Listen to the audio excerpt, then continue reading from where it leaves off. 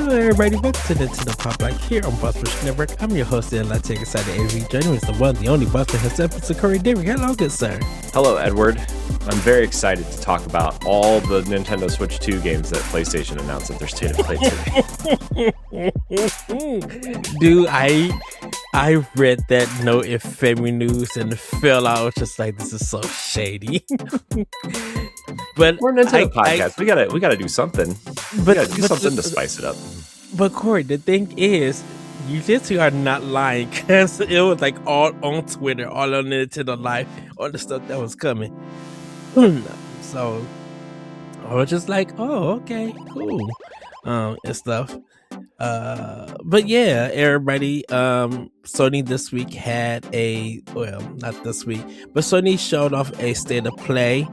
They had about 32 games, plus. And about 27 of them are coming to Switch 2. Switch 2. Pretty much. That they announced for games that's coming throughout 2026. That's coming in the close to the mid of the year. And then they announced one game for 2027. And then there's some games that we just don't know. So, I mean, they can still do another state of play later on, because there's still games that have been announced but haven't been dated yet. Now, for us, we're going to see if the rumor of a proper Nintendo Direct will be happening soon. If so, of course, we will be back hopefully with a direct recap to give you guys that information.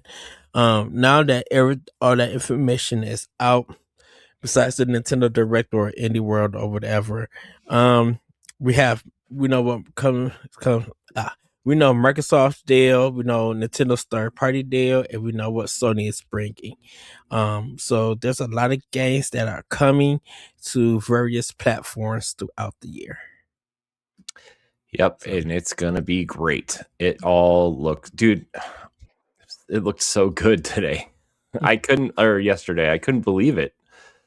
I couldn't believe how good, like, it was a state of play. So I was like, I don't need to watch it. I'm sure they're going to show Resident Evil 9 for the 9,000th time, Pragmata for the 4,000th time, and, Marathon, and,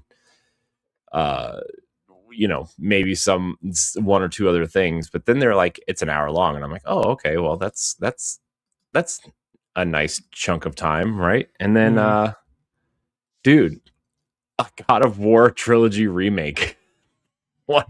What? Yeah, that was a very big surprise. Well, the first game has been rumored to be being remade for a long time, like a couple years, like maybe even since before COVID, really. Because David Jaffe was talking about it on his YouTube show or whatever at one point, and I was like, man, like, that would be so cool if they brought the first God of War forward in some sort of like modern capacity. But the whole trilogy, man, 2's the best one. So excited. I'm so excited for 2 and 3, dude. I'm like beyond, like, I can't tell you how excited I am for God of War to be back in like the way it's supposed to be, hopefully. Yeah. 2 is really, really good. I think, dude, 2 is the best one by far, in my opinion. I think it's because it's balanced in gameplay. It's not too long than the first one. They're about the same length, I think. It's that opening though, right? Like the opening against the Colossus, right? And like you still have like all your powers from the first game, and then you're like, obviously they're slowly stripped away, right? Because like they're Metroiding you, like we said it before we started recording the show. And then like you get inside the Colossus and you're still like fighting to even stay alive, and you're still fighting this thing. Oh my gosh, it's so good, man. God of War 2 is so good. It is here's the thing. God of War 2 is a top 10 game of all time for me. It might even be a top 5. Ooh. For me, Ed. Don't be in my noodles. No. That is a great choice. only reason why I'm saying ooh is because I wish more people would feel that way. Because I really think that out of the God of War series, it would be up there for a lot of people. I don't know how people would I don't know how people would do like the PSP games, like the handheld ones, if they would, say anything about that. But I'm like, from pure gameplay, story, feel of the game, I could see it being like maybe the best out of the best. Um, and depending on how people would see four, I don't think five is up there, but I would say two is would definitely probably be the first one up there. You know, Yeah. so to get that one and that remake and everything, like that one should be easy to remake. And like you really don't have to change much from it because the level design is like perfect. The fights are well balanced. Like it's challenging, but I'm like it's fair in that game. Yep. So yeah, it's so good, man. It's so good. Oh, I love the Colossus fight, and it's so good. Yeah, I will say that it was good to see that a lot of games that they did announce did get like sequels. Like Dead or Alive is getting one, Legacy of Kain is getting something. Castlevania has a new one coming. So it's good that a lot of those, because a lot of these series are doing their celebrations, whether it's 20th, 30th, or 40th, new games are coming out for those. So that's a good way to celebrate it. Yeah. Yep. So good times. Good times. Love it. Dude, also like, man, well, never mind. We'll talk about it when we get there. I was gonna say Konami does the right thing by getting Motion Twin involved in the next Castlevania, but we'll talk about because Motion Twin is from Dead Cells. Yeah. And they did that awesome Castlevania collaboration that everybody that's loved. Right. So that's why it was smart of them. They did the Nintendo route where they was just like, we work with Mercury Steam on Seven's Return, get the mugs on Metroid Dread. If you know that something is good working and you don't want to break it, get them in. Yep. So one last thing before we get into the main show, Ed. And it really doesn't have anything to do with like with anything important, but I've been going through all of our old stuff, right? Like our old shows and everything. Dude, between December 19th, 2017 and February, what was it, 27th, I think? I'll have to look exactly, but it was the end of February, like the 27th. Between Pow Block expansion, the old expansion pack thing, I think we talked about this, and the direct recap show, we recorded something like 30 episodes. Yeah. So yeah, that was fun to look at, dude. And it's so funny. We're literally talking about all the same things we were talking about back then. Talking about Overwatch. Will Overwatch come to Switch? And like, there's a story out there. Will Overwatch come to Switch 2 now that Apex Legends dropped support for Switch 1? Will Diablo 4 come to Switch 2 because Diablo 2 got that expansion and blah, blah, blah. And it's like, oh my gosh, dude, we're literally talking about the same things. We've been doing this for so long. We're literally talking about the same things. Let me read you some of these, Ed. Okay. Just, I know we have a show to do, but this is like, it's ridiculous how much of the same things we are still talking about. Also, let's see here. Thumbnails. There we go.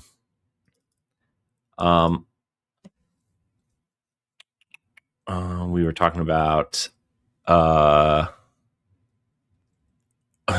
Will Switch ever get GameCube support? No, but Switch 2 did. With the success of Labo, will Nintendo ever get Virtual Boy or VR support? No, but Switch 2 did. Well, Switch 1 works in Labo too. Switch 1's getting Labo. Or getting Virtual Boy. Oh, they said there's playable there too? Mm-hmm. Oh, okay. Let's talk about the Nintendo Direct. Let's see. Nintendo has a great first year of sales. Nintendo Switch has record-breaking sales month. When is Call of Duty coming to Nintendo Switch? Like, oh my gosh, dude. Metroid Prime 4. There's literally like 3 episodes in January and February where we talk about Metroid Prime 4 of 2018, by the way. Because I think a lot of news was dropping for that game. Yeah. It's just like, is Diablo 3 coming to Nintendo Switch? And we're literally today talking about Diablo 2 and Diablo 4 for Switch 2. Right. It's just like, oh my gosh, what are we doing? So yeah, it's something, man. Oh, a lot of Dragon Quest at the time. Mm-hmm. Oh, Dead Cells. The description of this episode. Could Motion Twin make a Castlevania or Metroid game? Like, oh. Well, our hypotheticals, our questions. 4/17. April 17th, 2018. Shovel Knight hits 2 million in sales. Where's their next game? Like, okay, Mina the Hollower is coming. Yeah. Oh my gosh, dude. Oh, the one that made me laugh that we literally just talked about 2 weeks ago. Nintendo of America has a new president. April 27th, 2018, by the way. And now they have another president. Man, it's just like what new games come to Nintendo Switch Online. Look, there was times that we didn't didn't have news, but when we got it, we took full advantage of it. I know. So, Pokemon Red and Blue remake coming to Switch? Question mark. Nope. By the way, didn't happen. I mean, Let's Go. The Let's Go games are essentially red and blue. I mean, yellow and gray, I guess. Yellow and brown. But you know what I mean? Like, I mean, it's that era. Yeah. But like, I don't know if you saw I didn't put it in the news because I couldn't find like a decent source, really. But I didn't know if you saw that rumor floating around that Fire Red and Leaf Green are coming to Switch 2. No, I did not. I think something else Pokemon really. Oh, Pokopia. That's why that's been coming out. It's been news about that and previews and stuff coming out. So I didn't see nothing about Red or Blue. Yeah, there's like it's supposedly coming out, but because wasn't Red and Blue? Didn't that get re-released for like, was it $5 or $10 each on 3DS? So here's the thing: people are mad because they're gonna probably charge. The rumor is they're gonna charge money for Fire Red and Leaf Green instead of putting them on the Game Boy Advance NSO. And I was like, don't any of you remember when the Game Boy and NES games were $4.99 on the 3DS and they charged $9.99 for Pokemon? Right. Does nobody remember that? Also, do you not remember that you have to split it 4 ways now? Too? Exactly. Between Game Freak, the Pokemon Company, Nintendo, and like the porting house. Like, right. Plus the shipping, or not, well, I guess you don't have to ship it, but Well, maybe if they make a physical, that'd be cool if they made a physical, dude. Yeah, I could see them making a physical and sending it like hotcakes. Yeah, and like the rumor is that like Pokemon Home will be supported, and like they're gonna do some quality of life things to make it compatible with modern games and stuff. So right. They'll probably just like reanimated the whole game and everything. Because like I think Blue and Red definitely need a remake. I would, dude.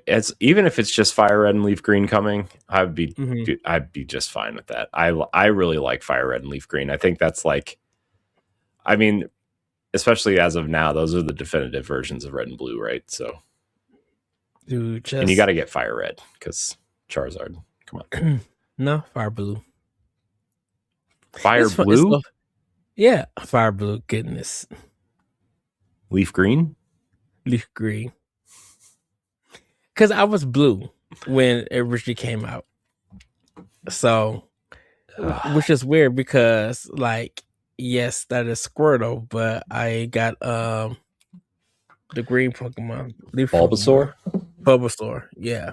Come on, Ed.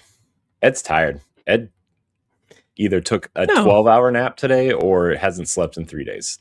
It's hard to tell. I think I did a 2-hour nap. So just trying to. I got my monster. I got my monster juice. My mango.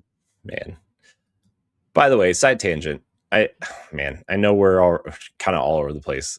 I'm trying to share the live stream on X/Twitter. Did you know that they don't show it on the Twitter feed anymore? You have to click the live link. Come on. They used to just show it. I know. As of 2 days ago, they showed it on the main feed, and now it's just like not there. Interesting. And it doesn't notify you that you were tagged in it either, which is awesome. So great. I guess that's why.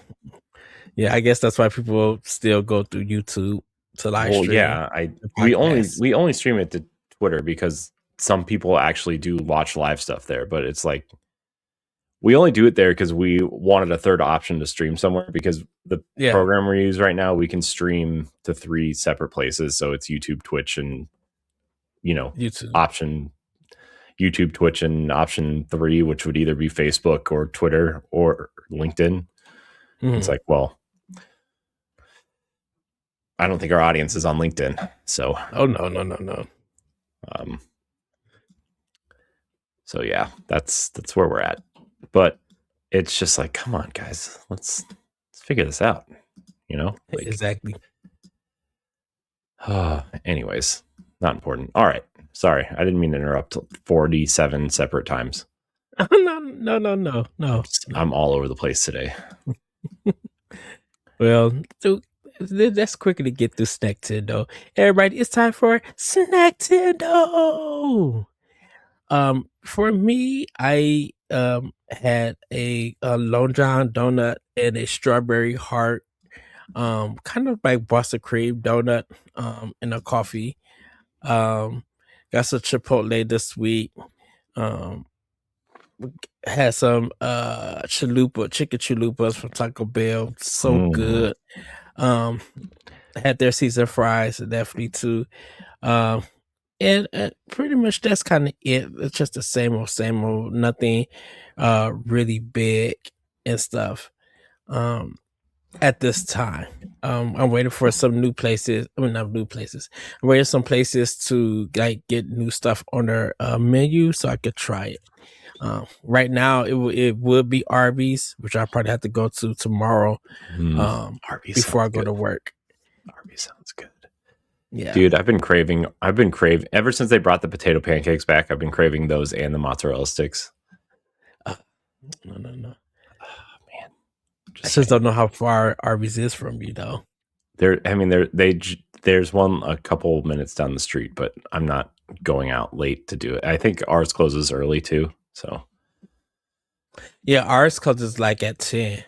Yeah, there's also one right down the street from work, but I also don't want to leave work because that just wastes time, and I don't want to waste time. So,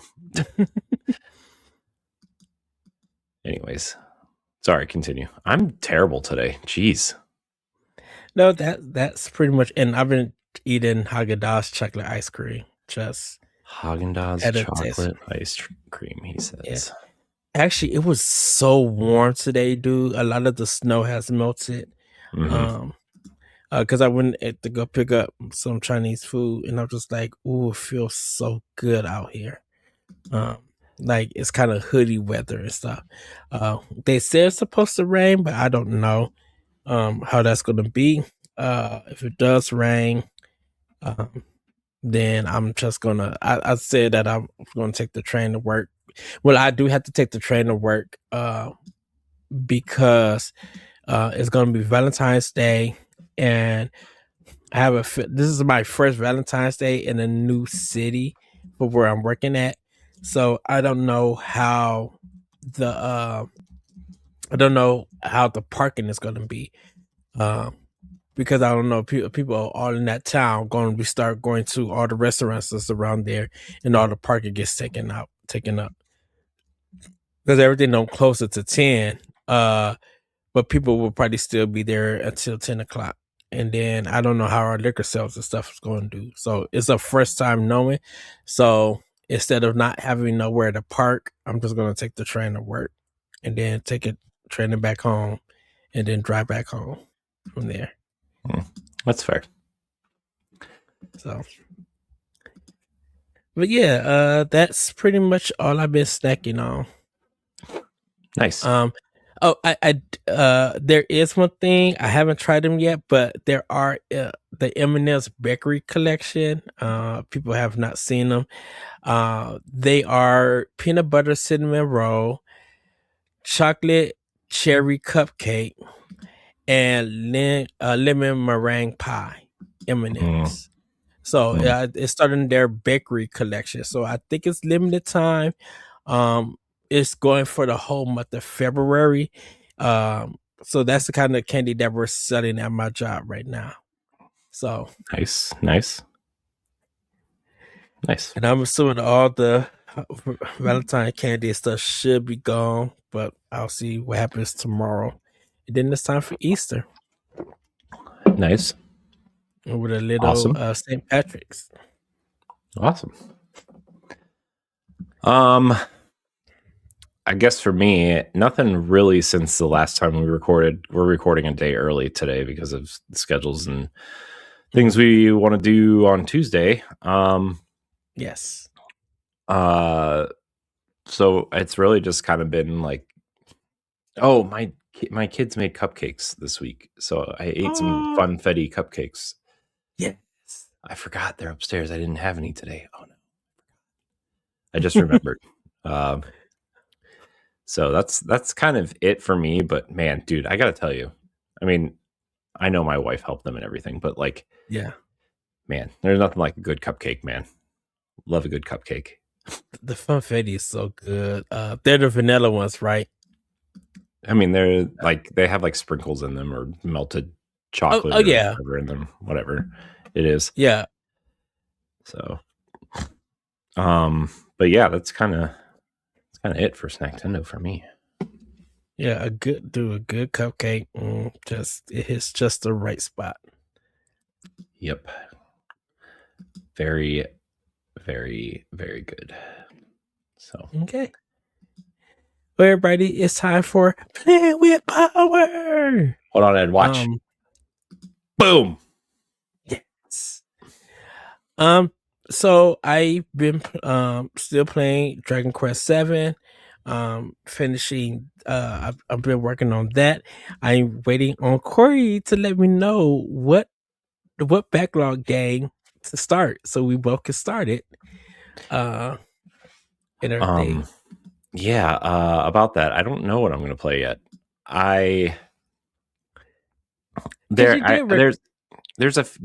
So I asked my daughter what to play next. That's basically what I did.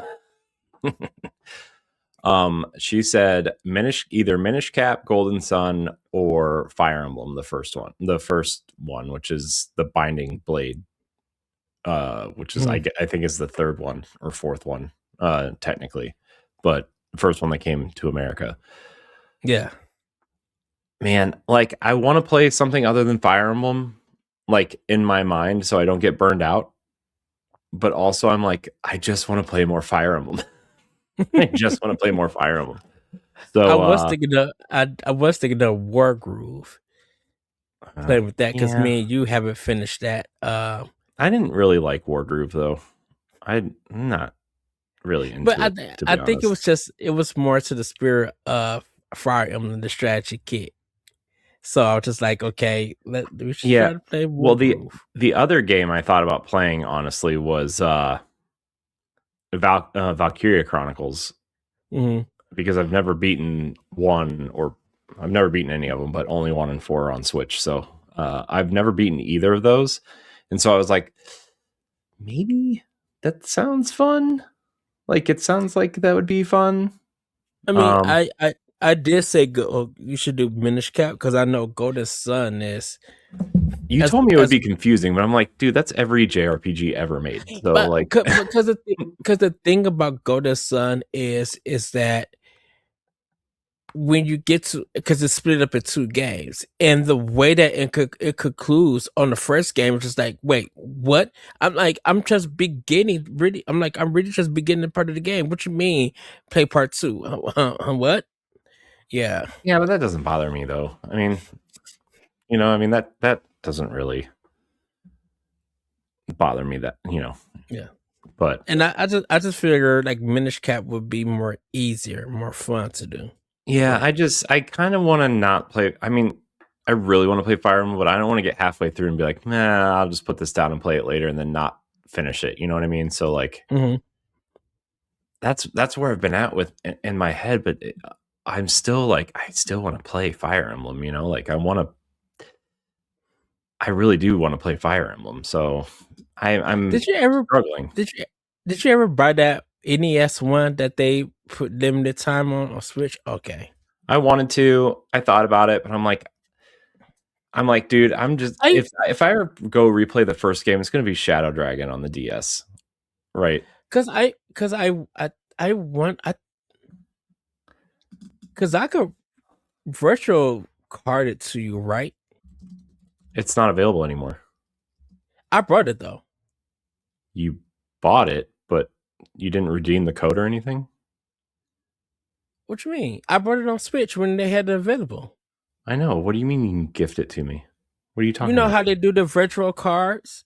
Like the transfer of the Switch? It's only for the account. It's only if you own 2 Switches on the same account. It's not between 2 Switches and Switch.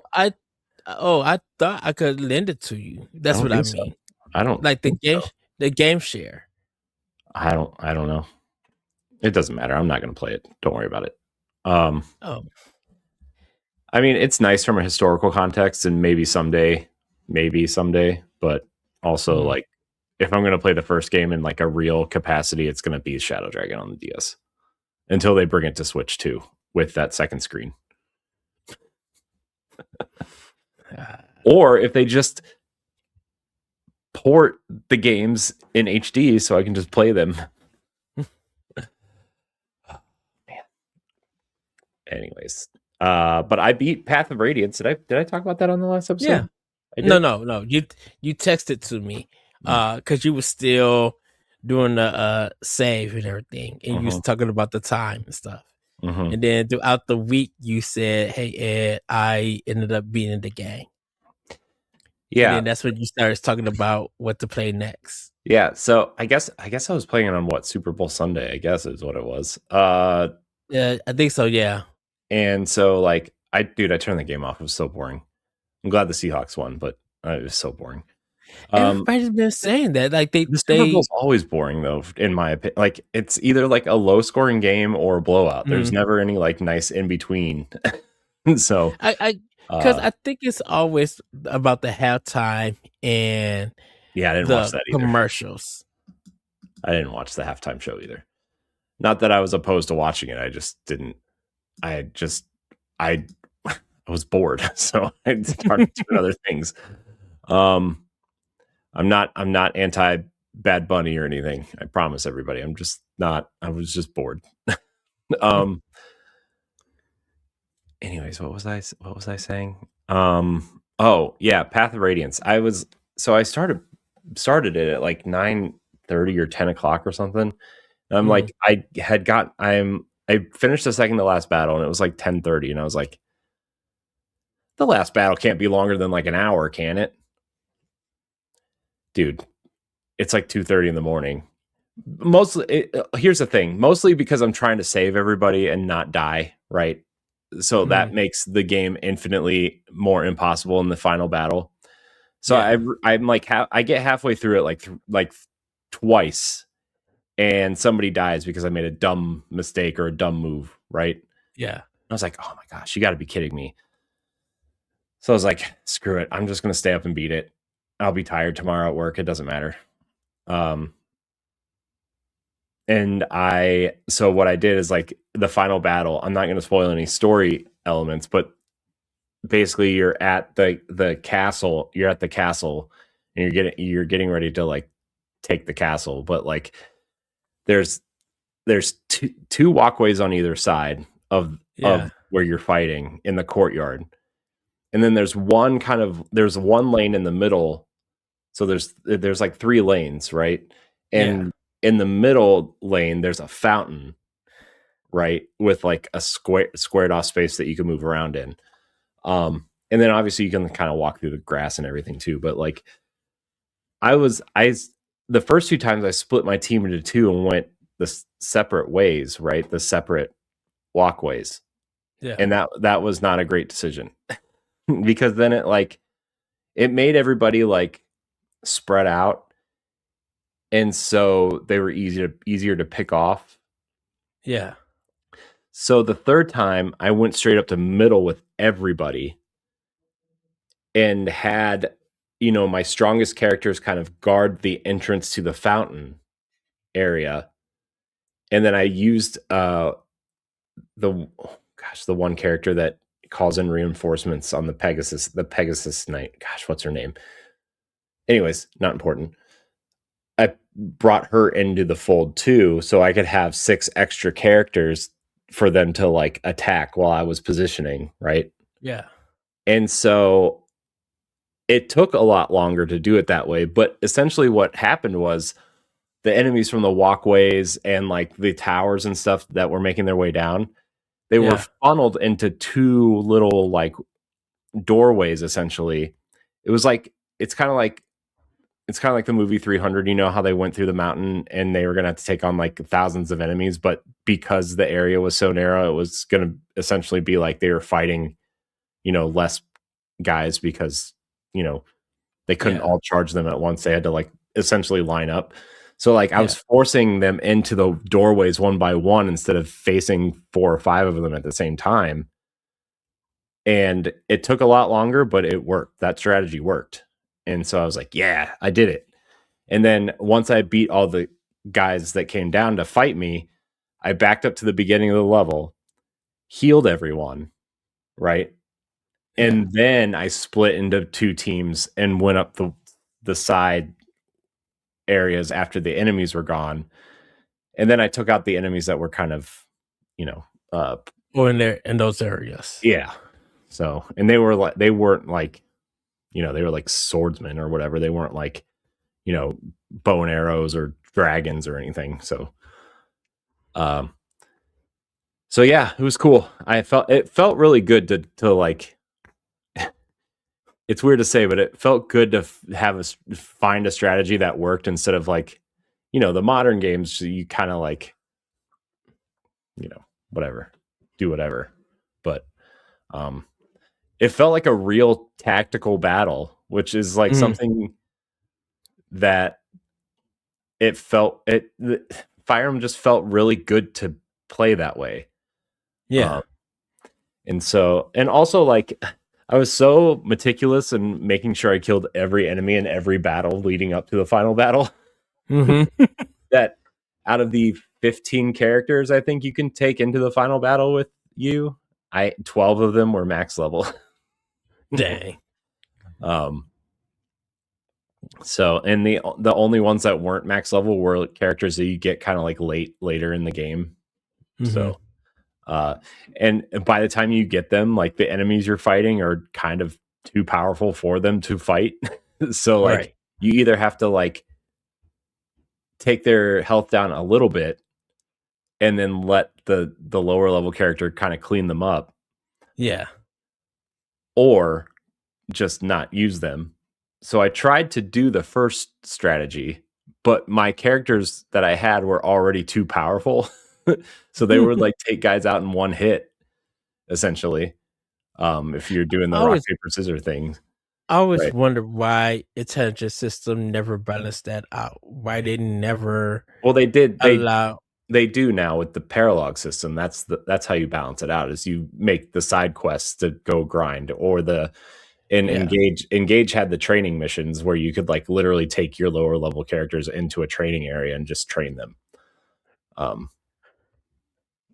But yeah, I don't know. They definitely this game was weirdly balanced, to be honest with you, because like it was really hard up to a certain point where you're like in the probably around chapter like 14, 15, somewhere in there. There's like a 4-stage level where there's like 4 battles that you have to fight through to beat the level. Yeah. But after that level, I don't want to say it got easy, but it like difficulty spike dropped. And so that's kind of like me with Dragon Quest 7 right now, because I've been doing all the battles while grinding, just making the game go faster. And there's the job system, and I've been leveling up the job systems, but also getting stronger. And I got to a point where I was finding these silver puddle kind of things. And if you beat them, you get like 10,000 experience points. And if you get 8 hits off of them, that's your experience points. So there was a cave in the game that I was just straight grinding for about 2 days and got to the boss and just wiped them. So now it's just like, for most of the characters that I encounter, they all run away from me because I'm too strong. Nice. That's so fun when they do that. That was another game I thought about playing too, was like the Dragon Quest 1, 2, 3 trilogy, like the HD 2D remake ones. But I don't own them, so I would have to buy them, and I really don't feel like buying things right now. But I don't know. It's not like that. And then I was like, oh, well, I had the Final Fantasy Pixel Remaster collection. Maybe I should play like Final Fantasy 4 or 6 that people really love. And then I was like, but I haven't finished 7 yet, so maybe I should do that first. I think if anything, 6 would be the one to play. Yeah, everybody says 6 is the best one, and I'm like, yeah, maybe, I guess, but like, is it? I don't know. Because I think you can make it easier by doing like the 9999 hits. I think you could do that if you just want to go through the story. Yeah, but I don't want to do that. I want to play it. I want to play it like it's intended until I get frustrated or bored, and then I'll do that. Because that's what I did with Final Fantasy 9.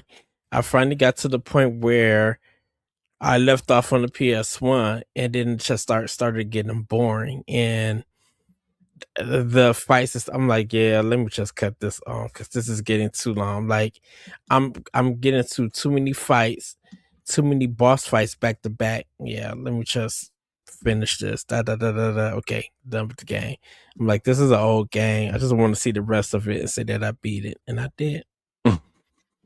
The option is there, so I don't feel like I was cheating or anything. I'm like, I played 75% of this game. Here's the thing. I don't think it's ever cheating anymore when they offer it in the game, right? Like, especially if you've played it before. Like, I'm sure, how many times have you played, some of these games, right? Like, when we were younger, like, okay, well, then I don't need to sit here and play it for another 100 hours just to experience the story that probably takes 10 to 12 to tell, Right. I think that's why if I play and beat a game on normal and stuff, if I want to do the hard difficulty, I'll do it later on. But if I feel like just replaying it for maybe purposes or just want to do for enjoyment, I'll just throw it on easy. I did that for Gears 1 to 3. Like I had beaten them already, seen the endings. I was just like, you know what? Let me just throw this so easy so I could just have fun shooting, not worry about any challenge. Yeah. Like I already did all of this stuff, so yeah. Oh, well. Is that all you're playing, or is it my turn? I kind of talked about Fire Emblem, but I don't know. Fire Emblem. My turn. I don't know. Yeah, I don't know what else that you were playing or anything.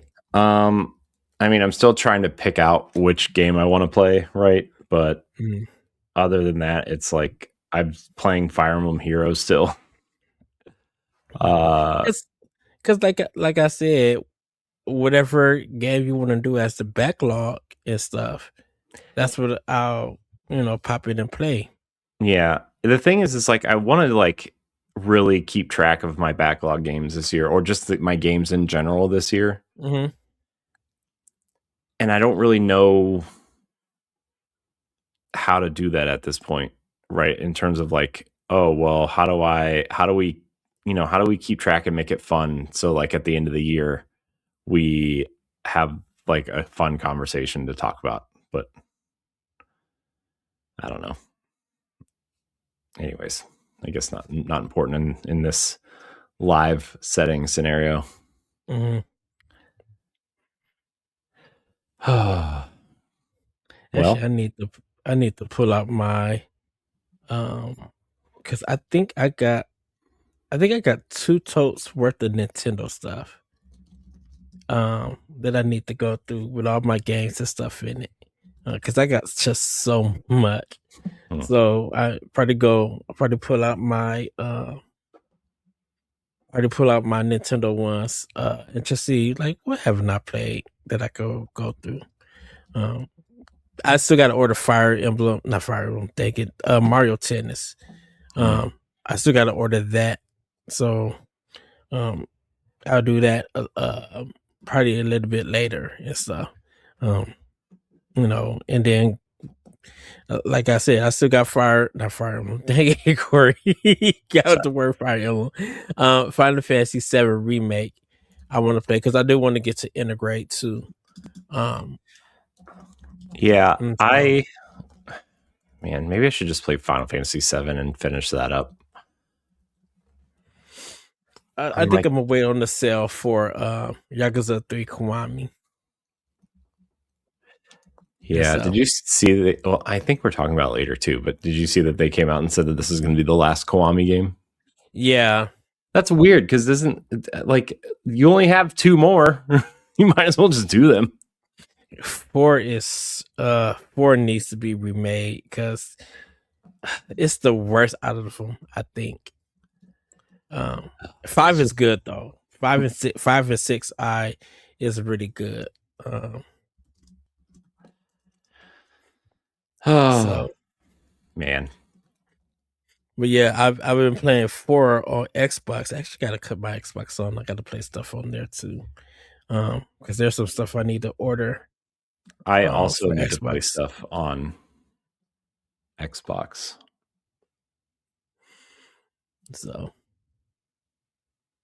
but yeah, that's pretty much all. I think that's pretty much what we've been playing, Corey. So I'm assuming. Yep, that's all I've been playing. So, the only show and tell that I have, everybody, is that I got this Legend of Zelda magazine from work. It talks about the 4 years as the ultimate fan guide. And it goes to the series and the games and stuff. It's a really great magazine to look at and stuff. And we got the Time Pokemon one that I need to go buy and stuff. Because we got the gold, which I got on hold that I need to pick up for the Time magazine to celebrate the 40th. And those issues are really good too. So, but that's pretty much it for right now. Cool. As for me, I got a couple new amiibo. I got some of the Fire Emblem ones I was missing. So I got Ike, Roy, and Marth. Nice. The only Fire Emblem one I need now is Robin, I think. Yeah. Oh yeah, good luck on that one. Hey, Robin's cheap. Robin's like the cheapest one. Oh really? Oh, I think it's. That's why I didn't get it. That's why it wasn't the first one I got. Corrin, the female Corrin, which I've had for a long time, is actually the most expensive one. It's because she's not wearing those shoes. Her toes are out. People are obsessed with her toes, I guess. I don't know. It's a thing. I don't know. I was trying to look up a guide, right? And all I got were like weird things about Corrin's feet. So I was like, I'm gonna just close this window, do it on my own, and keep it moving. Keep it moving. So people are like, not to like kink shame people or anything, but like, man, like things people make public is like, okay, guys, calm down a little bit. Anyways, not important, I guess. But what else? I got something else too, though. I got another Ninja Turtle. I got Michelangelo. You did say Power Rangers on the notes. Oh yeah, I did get my Power Rangers. I got the Alien Rangers. My Alien Ranger 5-pack came in. Mm-hmm. And I got Black Ranger Tommy, which I sent you a picture of. Yes. And then I got my Zordon and Alpha pack. So my Power Rangers are almost done. I need the 3 Street Fighter characters. I'm not getting the metallic set, and I'm not getting the Ninja Turtle crossover set because they're ugly, dude. I especially now that I found these Super 7 Ninja Turtles, like the Super 7 Ultimate Turtles from the 2003 show. Like I'm not getting the Power Ranger crossover ones. So, and then the Mighty Morphin bad guys, which I think there's like 12 of them, and they're all relatively cheap except for Lord Zed and Rita, obviously. But yeah, I mean, my Power Rangers are almost done, so pretty excited about that. So I'm going to focus on getting the Rangers. I do want to get some of the Zords I don't have, but that's going to be like I'm got to save money for these and put it back and get it on a rainy day type thing, you know? Yeah. Or like find one at a yard sale. But yeah, man, the Super 7 Ultimate Turtles look really nice. Yes, nice. But I still feel like I got something else too. I got some of the other Smash Amiibo that I was missing too. I got Peach, Samus, Luigi. I think that's it. I hope that's it. Oh well. Okay. All right. So everybody, it's time for Femi News. Corey, take it away. All right, Ed. Let's talk about all the awesome Nintendo Switch and Switch 2 games PlayStation announced this week. I just still feel that is so shady, and I just had to laugh. I'm so sorry. It's just the way that you wrote it, and then the way that you say it just makes me laugh with happiness. What? It says shady. Nintendo Switch and Switch 2 games announced at PlayStation State of Play. I think the only 3 games I didn't put on here are the games that were already announced for PlayStation, and then the God of War games and Marathon. I think those are literally the only games I didn't put on here. That is true. All right, Ed. So Neva, from our friends over at Nomada Studio, is getting new DLC on February 19th. So by the time this episode comes out, it'll only be a couple days away. And it's cheap. It's only $4.99 on the US eShop. It's a prologue. It's called Neva Prologue. developed by Nomada. The expansion explores Alba and how Alba first bonded with the young wolf cub, Neva, sending players into 3 brand new locations filled with unique mechanics, tougher challenges, fresh enemies, and intense boss fights. Designed to be played after the main story, Prologue deepens the emotional journey that made the original such a standout 2D adventure. What a beautiful game Neva is, by the way. Yes, everybody also, you can read. Also, Gree. Also, they did Gree. Also, by the way, for those who are. Yeah, you guys can go to Boss Rush and read my review of Neva. One of their such a beautiful game. Just full on gorgeous. I need to rebuy it on Series X because I think I want to try to go for the achievements. But man, it is gorgeous. And so when they said Prologue, I'm like, wait, what? DLC? What? Oh, I must have it. Yes. Mm-hmm. Yeah, I'm quite thrilled that that game is getting DLC.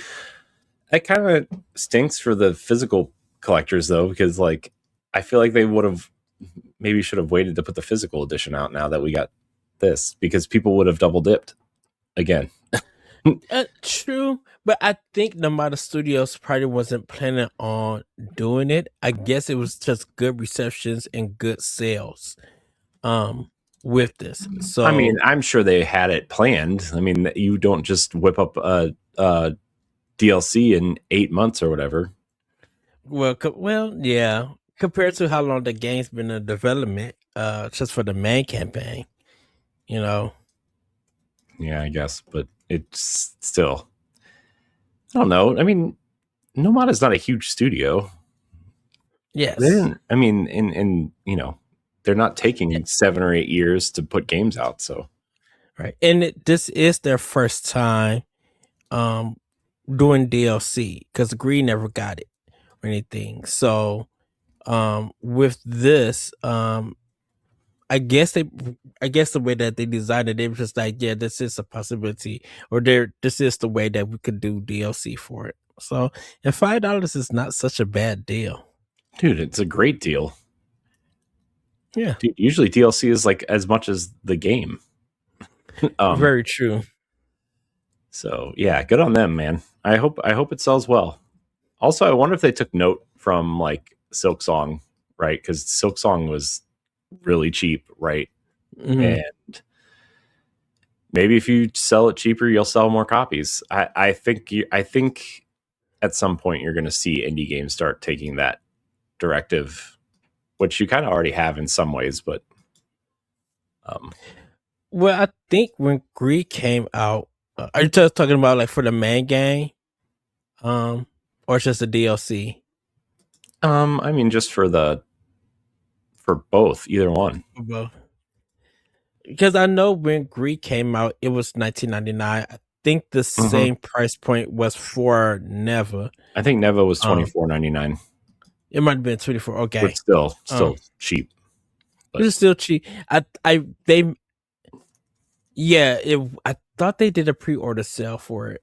If they might have, I don't. They might have. Yeah, I don't remember. But for what they did and offered, like if you look at Greed and then look at what was done with Neva, you can understand why there was a $5 increase in price for it. Because man, that game is gorgeous. I'm just like, oh yeah, y'all really put some work in this color and layout and stuff. So yeah, but I don't really question the price of indie games when like, I mean, unless it's like $39.99, that's when I'm kind of like, okay, you're kind of creeping up. And I understand everybody's financial situation is different, but like, yeah, I don't know. I remember that again, this was like 20 years ago, but like, I remember when like Xbox Live Arcade was coming onto the scene and like the indie games were like $10 and you're like, and then when one hit like $14.99, you're like, whoa, it's like, we,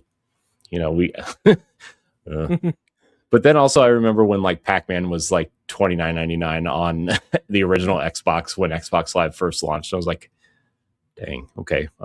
Shoot, Pac-Man Champion was like 1999 when it hit PS3, and that mug was big, even though it was coming from Namco. Yeah. So, you know. So man, video games. Video games are fun. But anyways, let's talk about some other things, Ed. Yes. Konami has revived Castlevania for its 40th anniversary, and they say Belmont's Curse is just the beginning. So they revealed a new 2D Castlevania game today, Castlevania Belmont's Curse. It is the first of, quote, numerous new products planned to celebrate the 40th anniversary. The 2D action title is being developed by Evil Empire and Motion Twin, which, if you recognize those names, they are the teams behind Dead Cells and the various kind of expansions for Dead Cells. And they are promising a fresh yet faithful take on the Gothic franchise. Konami stating that the doors of Castlevania open once more, quote unquote. Fans can expect even more announcements as the legendary vampire hunting saga rises again. Dude, I'm not a Castlevania person. I want to be. I really do. Mm-hmm. I really do, to the point where I installed the Castlevania Anniversary Collection and the Advanced Collection last night. Yes. Because I thought about playing them. And I launched the first Castlevania at like 11:45, and I died at the first boss. I was like, I'm falling asleep while I'm fighting this boss. I'm turning it off. Oh, the bat. Mm-hmm. Yeah. And like, I was kind of confused at like the NES game. I'm like, I have all these buttons on these controllers and they all do the same thing. Which one is, why can't I use the holy water? Which one is it? But anyways, side tangent. And didn't realize that you had to press up and attack in order to do it. Yeah, I did. Yeah, I forgot. Here's the thing. I have never deeply played Castlevania ever. Mm-hmm. I've played the first one a handful of times on a very like light level, right? Like, maybe like a half hour here, 20 minutes here, trying to just like, people love these games. I need to give them a shot. I need to play them. And then I just kind of like am bad at them because it's an NES game and they're all hard when you don't play them. Yeah. So yeah. But man, dude, this game looks so good. It looks pretty good. Dude, it looks incredible. The animation is incredible. Like it art, looks like color palette is incredible. The bright colors mixed with the purples and the blacks, like, dude, it just pops. It pops so well. This game looks like what I think everybody wanted Bloodstained to look like. Well, because it's going for the 16-bit graphic, and the thing about it is but that it's 2.5D. No, the graphics, 16-bit graphics. It's going for kind of a little bit for that look. Because it has a little, in a sense, it has a little kind of motion to it and everything. So if you like look at the motion between Bloodstained and Castlevania, or even the other Castlevanias, they don't have that kind of look to it in its frame. Mm-hmm. In its framing, they're kind of. It looks like they're mixing Super Castlevania 4, with this modern style because of the way that you use the whip to grab onto things. It looks a little bit definitely action packed. I believe it's still that Metroidvania kind of style, so it's not 2D level by level gameplay linear. Mm-hmm. For it.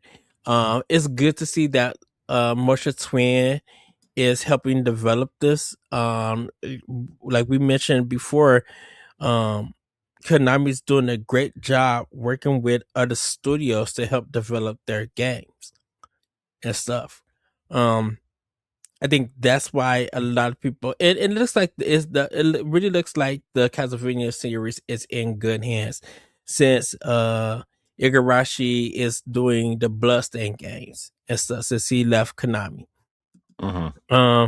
So it looks like these developers who grew up with the series, who are learning, the ins and outs, the lore and stuff like that they treat this game with respect and bring the game out, with proper respect to the series, to the franchise. And it's been a long time since we got a Castlevania game, definitely on console, um, that is like brand new in the series.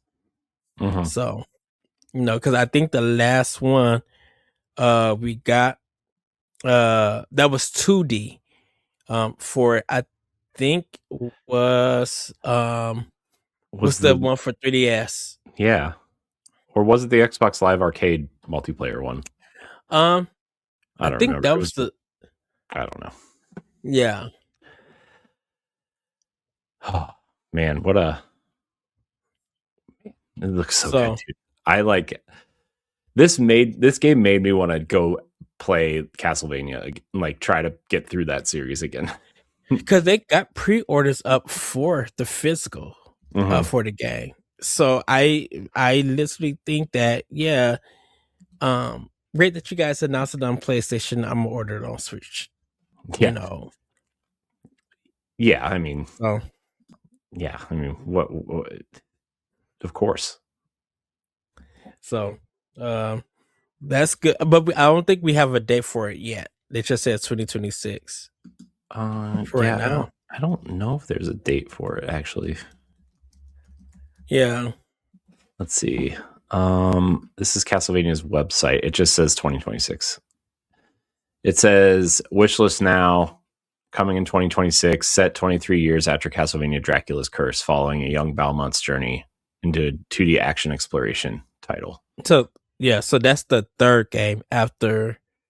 But this would technically be the fourth game in the timeline. In the timeline, is it the fourth game? It should be, because I don't know because after Dracula's Castle, you have Super Castlevania 4, and then you got Castlevania Bloodlines on the Sega Genesis. Mm-hmm. So I would have to find out what the timeline is, but those two games should be after this one right here, after Belmont's Curse. Yeah. So, man. Looks so good, man. Yeah, but it's with Mushroom Twin and Dead Cells, and the popularity of that, people know that it's in great hands, and that game is going to do numbers. It's going to do good in digital sales and physical sales. And I think I posted this.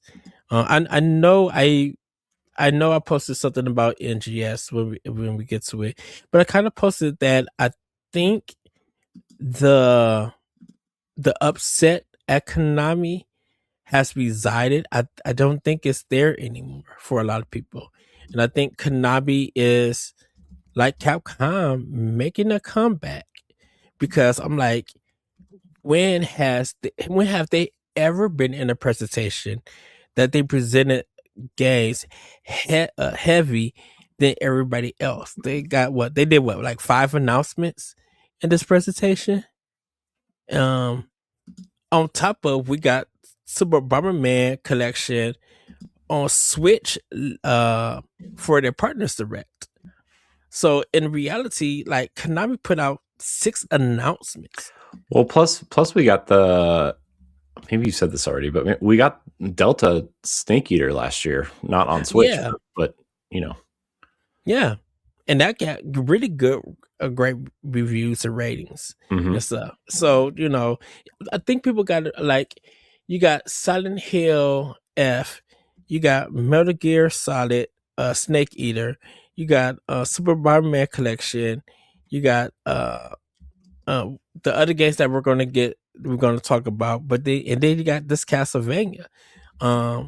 So like, Konami is making a comeback. It looks like they're going the right way and producing some great hits, some great content in games. Yeah, good for them. Like, I know they got a lot of crap when the whole Kojima thing went down, right? But like, good for them. Good. I'm glad that they are making. They kind of have like that Atari comeback feel where they're not like doing major like AAA titles, right? Like, I guess Snake Eater would be the exception to that, right? But like, there was a remake. It's not. I don't really. Oh. You know, it's a small game. You know, like, I mean, it had a AAA budget, but like, you know what I mean. And Bloober's team's Silent Hill 2, and then they're doing their next Silent Hill game. So and like the games are not developing really internally. They're working with the correct partners to make these games, right? Like you said, Motion Twin, like, man, I feel like we were talking about that at some point when Dead Cells was like really hitting its stride. I was like, man, they should make like a Metroid or a Castlevania game. It was the reason why it's crazy about Motion Twin is that when because I mentioned Dead Cells, but I'm like, people got to realize it was Dead Cells was still in early access before the game even came out on Switch. Like, that thing got leaked in, I think, a Best Buy or Walmart ad. I think it was a Best Buy ad, or it was. I think it was part of that big Walmart leak that happened. Because they revealed, I think Amazon were also doing pre-orders on it. Maybe it was Amazon, which is something we talked about in January of 2018. Amazon leaks a bunch of Nintendo Switch release dates. Yes, because when the game said that, when it actually got announced, when it got properly announced, they were just like, okay, it's coming to digitally on the eShop, because it was coming only for Switch at that time.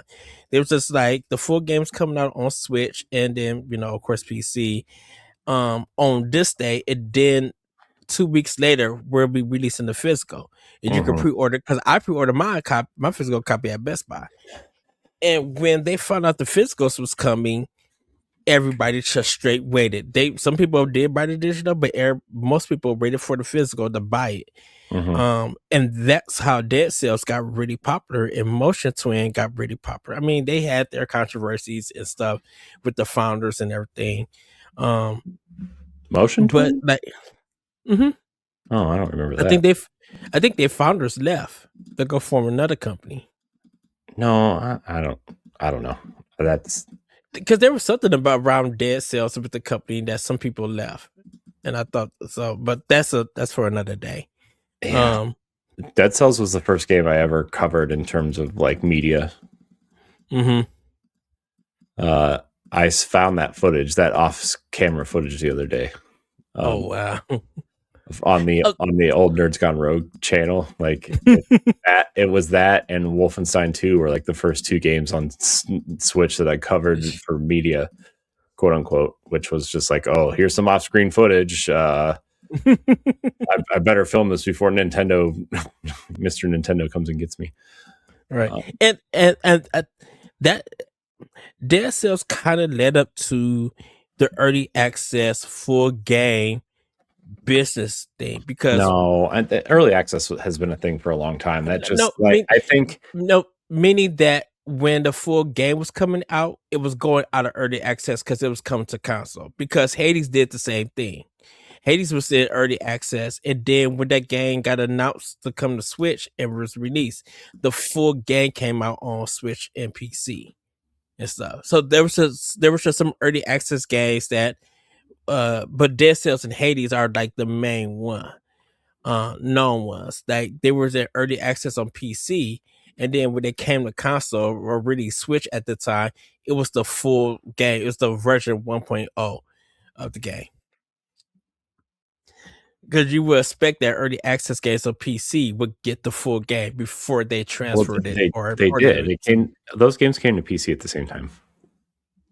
Well, that's what I mean. But it was just that it was only on Switch for the console release at the time. Right. That's what I mean. That was the beginning of doing that kind of style. Early access on PC, and then full game for PC and Switch. Because that's when more PC games started coming to the Switch and stuff. Sadly, we got our Roller Coaster Tycoon 3, but not Not the version that dude, that game was so gosh, dude. Like not the version that we expected. Man, remember at PAX a couple years ago when I straight up asked him what the deal was with Roller Coaster Tycoon 3 and yeah. I mean, we had that whole conversation about the first two games, and I was like, "What happened with 3?" Well, we didn't really develop that one, but I'm like, but you did publish it on Switch. It's not good. Shout out to Atari though; they're doing great stuff. I love what Atari is doing. By the way, I'm not trying to be mean for being mean's sake. It was just funny that I asked about what happened to that. Anyways, not important. Atari's awesome. I like what they're doing too. Roller Coaster Tycoon, amazing. I love 3. Corey loves 1. Yeah. I hate 3, dude. I hate anything that comes after 2. Well, 2 is almost like the same one as first. I didn't get to. I know 2 is exactly the same as 1. It just added the Six Flags crap. Yeah. Yeah. But 3 for me, like I said, I like 3 because of design roller coaster stuff. And you like 1 because you are good at designing parks and stuff like that. I like the management aspect of it.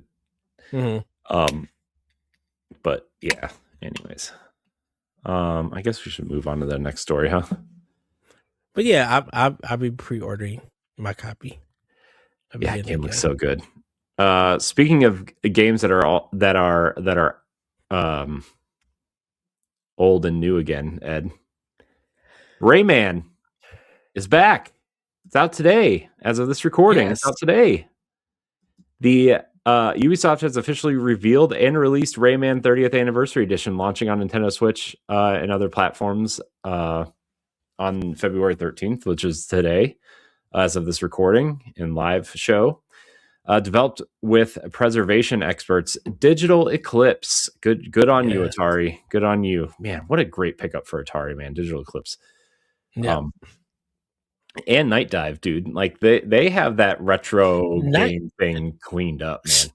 Shout out to Night Dive. They've been on their game. They've become a top Twitter. I'm like, okay. I think their only miss recently, and miss in quotes, was the System Shock 2 remaster, essentially the console ports. Like, yeah, they've been doing updates for that though. Yeah, I know, and good on them for fixing it. It's just like I heard the console ports weren't very. I don't want to say they weren't good. They weren't intuitive for like controller support, and so yeah.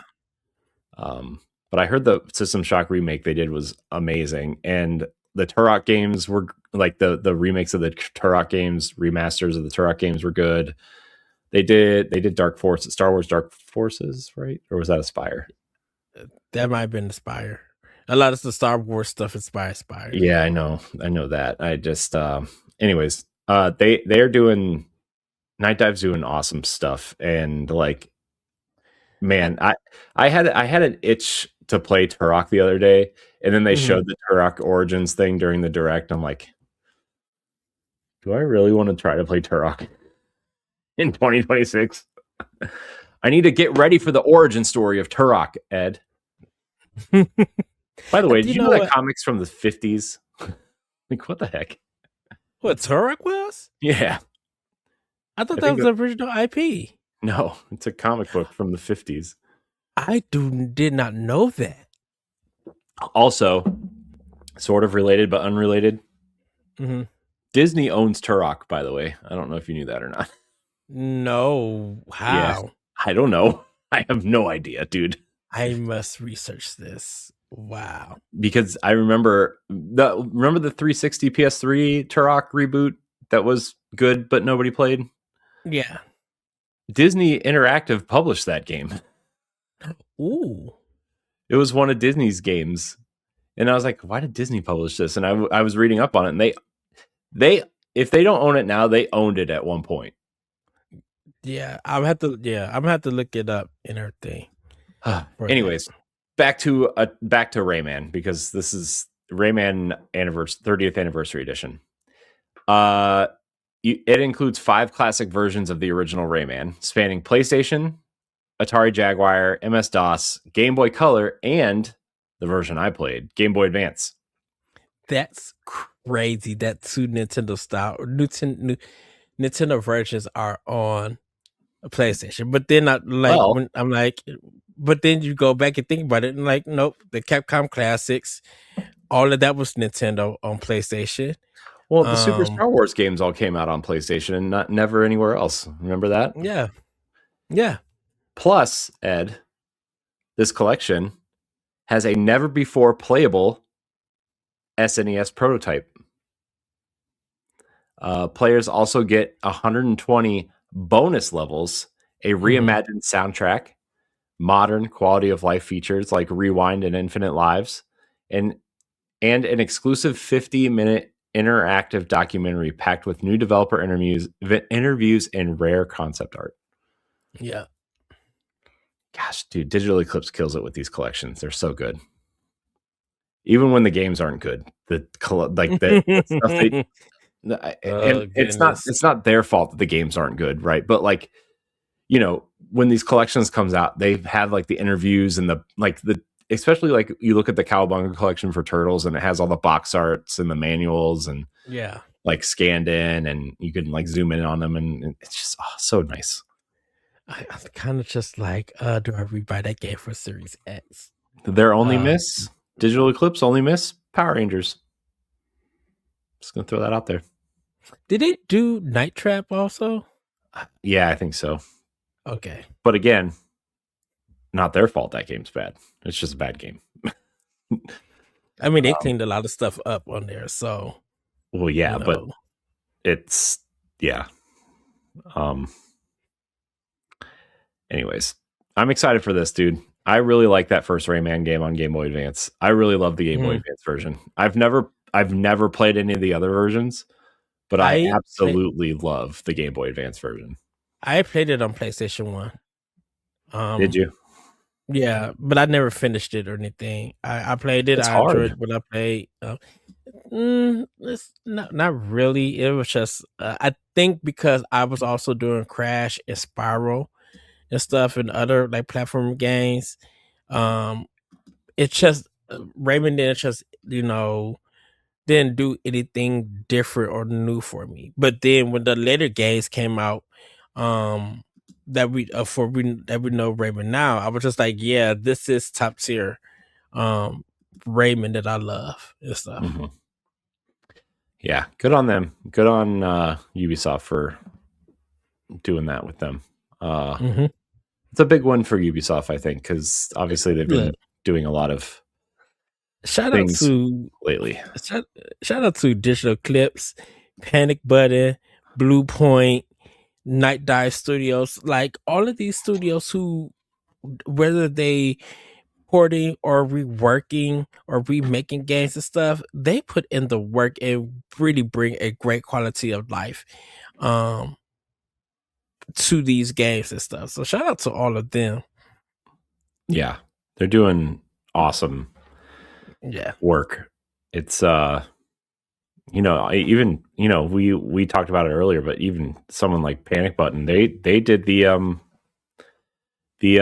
Switch 2 fixes for the Switch 1 games.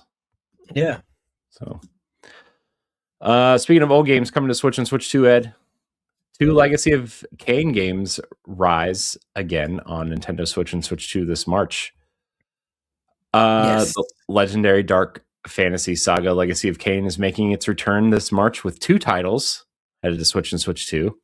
Legacy of Kain Defiance Remastered launches March 3rd, reviving the climactic chapter of Kanan. How do you say that? Raziel?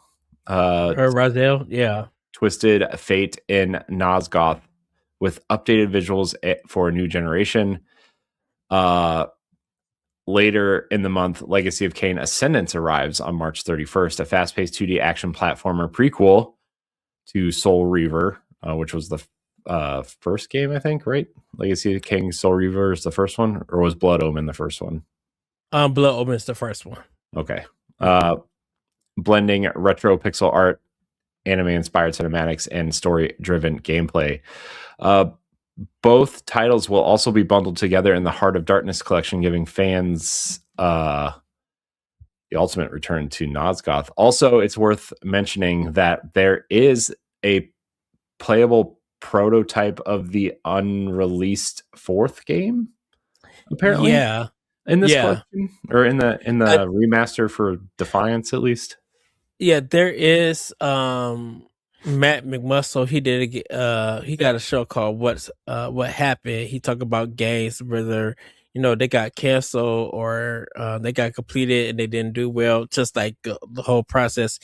And this is one of the games that have a history of the developers. I think they were 80% done with the game and stuff. They with their deadline, and then they just full on cancel it, and then I think the studio disbanded or closed and stuff. Well, it's Crystal Dynamics, isn't it? Isn't that who did this game? Didn't Crystal Dynamics? Isn't this Crystal Dynamics game? Or was it IDOS or something? Core Design, maybe? It was someone. It might have been Crystal Dynamics, or because they were the owners of the series, but it was a different developer at that time making the game. It's a fascinating history about it. That I gotta kind of rewatch and stuff. Because I will tell you the truth, Corey. Only played Blood. The first Legacy of Kain I played on PlayStation 1, the top down RPG, action RPG. I beat that one. I beat the Soul Reaver games on Dreamcast 1 and 2. I've never played the second one, and I never played this one, Defiance. So I'm willing to give Defiance a chance. And so, and it would be cool if Legacy of Kain the first one did get a remake or a re-release, because I don't think that game's been out since the PlayStation 1, I believe. Yeah, one of them was on Dreamcast, which is where I dabbled with it. That's the Soul Reaver games. Yeah. Okay. So that's kind of where I'm at with that series. I would like to play them, but again, like, there's too much to play, man. Again, with the old games, Ed. These old games. I agree with you. Man. Oh. Dang, dude. All right. Well, let's move along here. Metal Gear. Let's talk about Metal Gear Solid Master Collection 2. It sneaks onto Switch and Switch 2 this August. Konami has officially announced Metal Gear Solid Master Collection 2 launching August 27th for Switch and Switch 2 for $49.99. This collection includes the first ever port of Metal Gear Solid 4 Guns of the Patriots, finally moving it off of the PlayStation 3 and onto modern consoles, along with the HD version of Metal Gear Solid Peace Walker, and still has it says with up to 6-player online support, but then I also saw a thing that said that Metal Gear Solid Online will not be included. Was that just the multiplayer for 4? And Peace Walker will still have multiplayer? Is that? I don't think 4 had multiplayer because there was like a true ending that like if you did certain things in the multiplayer, you got like a true ending of like a nuclear something or something. Oh, I just remember the campaign that people will talk about because I never got to play 4 and stuff. Yeah.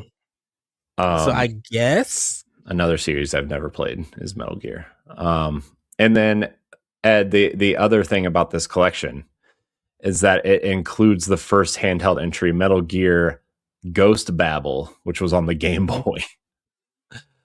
Players will also... Oh, go ahead. Oh, I do not remember this game on Game Boy.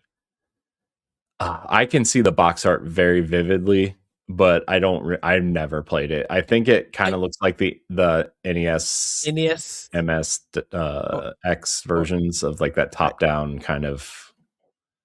Because I wonder, does it? I wonder if it looks like the first one or Snake's Revenge. I think it looks like the first one. The first one, okay. Yeah. Let's see here.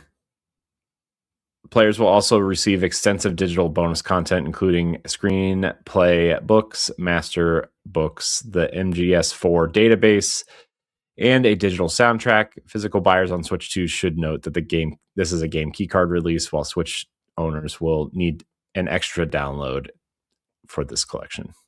So, I posted this on my Twitter, and I haven't really got any answers, but that's fine. I'm like, I wonder if Nitty and Konami are going to bring Twin Snakes to GameCube NSO. It's so funny because I saw a lot of people online talking about asking where's Twin Snakes at. I saw so many people asking where Twin Snakes is at, and I wonder if Twin Snakes will end up on GameCube NSO. Because the thing about, and also Metal Gear Solid Revengeance, like where is that at? I mean, why that's not on volume 2?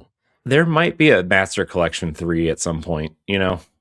Of but like then what is these spin-off game, like because like yeah, I know you can play 5 and Ground Zeroes on modern platforms, but like there's Ground Zeroes, there's Phantom Pain, there's that weird survival game that they did after Kojima left. There's Revengeance. Was there like the mini game trial ones, like the VR missions? Yeah, I think that's included in the collection. In the first one, right? Well, all 3 of them had, like the first 3 games had quote unquote VR missions. So there was the first game had VR missions. The second game was Subsistence, and then the third game was Substance or something. I don't know. Because I thought they had one. I thought they had a collection of those all by itself in one package. I mean that's the first collection, Master Collection. Of the VR missions is what I mean. Yeah. Like I thought it was like on PS3 or something. Like they took all the VR missions out of their games that were on it, and they put them out as a collection. And it's on the PS3 Legacy Collection, the Metal Gear Legacy Collection, which was it had 2 discs. The first disc had 2, 3, and I want to say Peace Walker on it.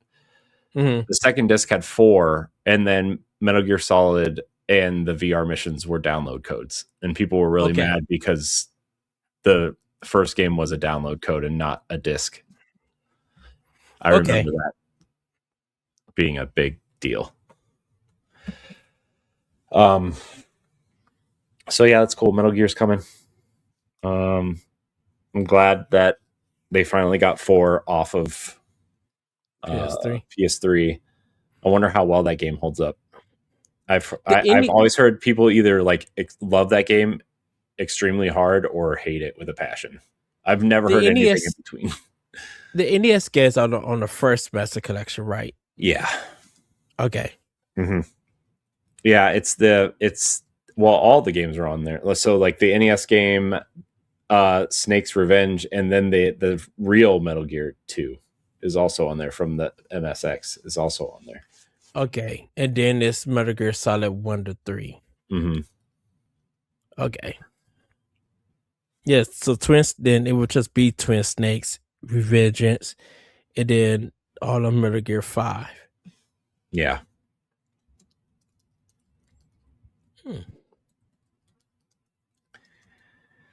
All right, Ed. Let's move along. Move along. So we got a new trailer for Mina the Hollower. It has a spring 2026 release window now instead of it was supposed to come out in October and got pushed, delayed. I saw Celia and Sean and everybody tweeting about it today, so that was cool to see. Or yesterday, maybe must have been yesterday. They're all really excited to get this game out, and I'm hope that man, this game sounds huge. They were all talking about how big this game was on Twitter, like that it's bigger than all of Shovel Knight combined, apparently. In terms of the scope of the game. So I'm excited, man. It looks really nice. It looks really good. But there's not really much else to say except there's a new trailer, but it looked really nice. Yeah, the demo, I think it's the same one as the Switch version, the one that came out in October. Yeah, and I still have the demo downloaded on my Xbox. I wonder if they shut it down or if it still works or not. But I don't know. I haven't had my Xbox on in a while, so I don't know. Couldn't tell you. I would probably have to try it on my Switch. Let's see if it's still on there, just to see. Yeah, I'm sure if you downloaded it, it still works, but I don't know. Right. Let's I guess we'll move on to the next thing then. The last thing coming to Switch and Switch 2 that was shown off at the State of Play was a JRPG action RPG called Brigandine Abyss. It's some sort of like spiritual successor / sequel to a 90s JRPG, I guess. Publisher HappyNet has announced Brigandine Abyss for Nintendo Switch 2 launching later in 2026.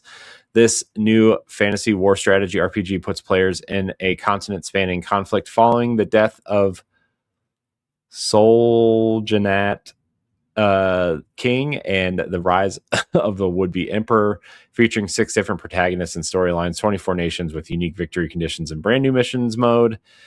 It blends deep war simulation mechanics with classic strategy RPG elements. As players manage resources, command monsters, and attempt to reshape the fate of the world. Sounds like Fire Emblem and Valkyria Chronicles had a baby. Yep. Which is, look, that sounds cool to me, but also sounds really overly complicated.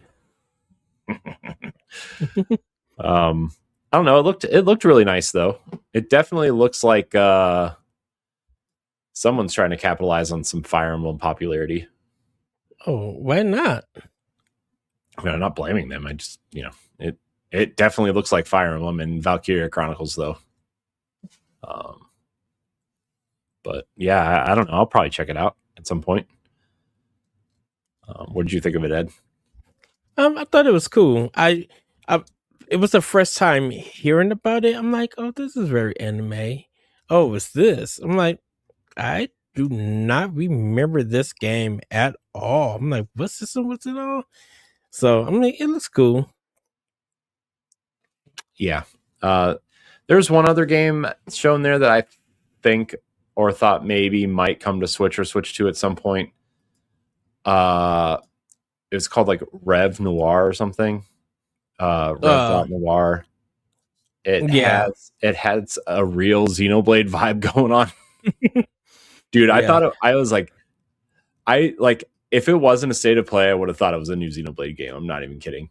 Like even that, even like the party, like they all have those like, and I know anime eyes are big anyway, but they had like that distinctive, like almost Xenogears or Xenosaga eyes, right? Like just that just shape and design and the color palette of the eyes and the hair that was like, they had the bangs that were like squared off essentially, and like like Mio in Xenoblade 3, almost. And then like they have that shot where the party is overlooking a grassy cliff at like this big mountain range, or could it be robots fighting each other with giant swords with growth on it? Who knows? It was very Xenoblade in its presentation. There is that octopus game, Draken. I think that was the name of it. That's coming to Switch also. Is it? I wasn't sure. I couldn't find it. Yeah, they have it on Nintendo Life. Because you could order a physical copy. It's on Switch and PlayStation. That's but I think the demo's only on PlayStation, where you could partake in like a Metal Gear Solid level design. And then the game and stuff. But they did announce that it's coming to Switch too. Okay, well, cool. So that's it. Those are the games that PlayStation kindly announced for Nintendo Switch and Switch 2. Look forward to those. A lot of those games are not coming to Xbox. It's worth noting, by the way. Also, besides Beast of Reincarnation, that's coming to Xbox, and Marathon's also coming to Xbox, which that trailer looked really good. But I got a really strange email from Microsoft today from the Xbox store.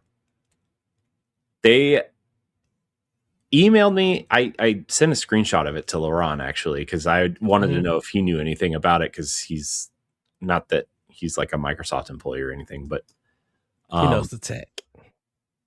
Yeah. Where is it? Oh, right here. It says, elevate your game with latest Xbox accessories for PC, including controllers, headsets, and more.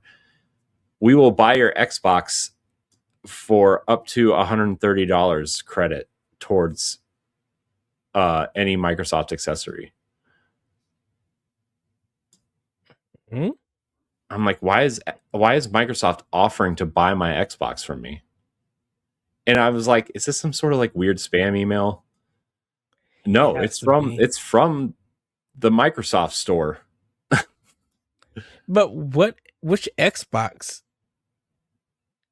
Any of them, or just like the Series S or X? I mean, it's probably the Series S or X, because those are the only ones that are out on the market.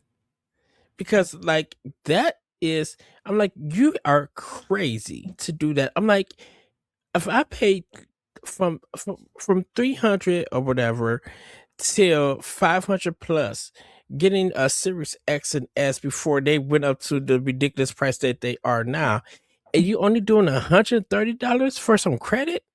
Dude, it's Microsoft, man. Who knows? No, thank you. No, thank you. They're taking notes from GameStop, another very successful company when it comes to video games. You know what I mean? No. And how bad are they taking in the news? Yeah. I don't know, man. It's not important. Xbox. Speaking of Xbox, Ed, Diablo 2 Resurrected has dropped a surprise DLC. Blizzard has dropped a surprise DLC, I should say, for Diablo 2 Resurrected, and it's available right now. I was like, are people still playing Diablo 2? I must have missed that. Right. It's adding the new Warlock class. This is part of their 30th anniversary celebration for Diablo.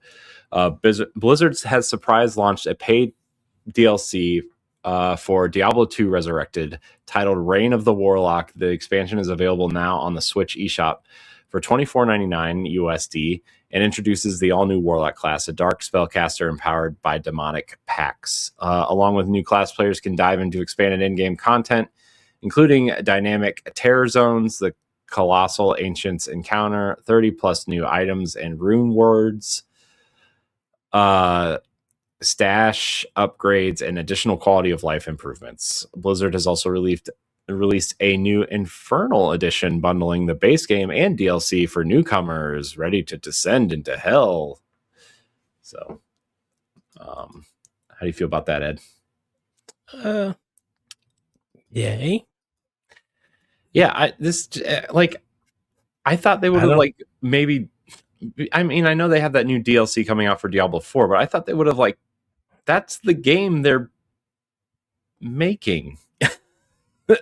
Right. Wouldn't you put something out for your new game, not the remaster of the second game?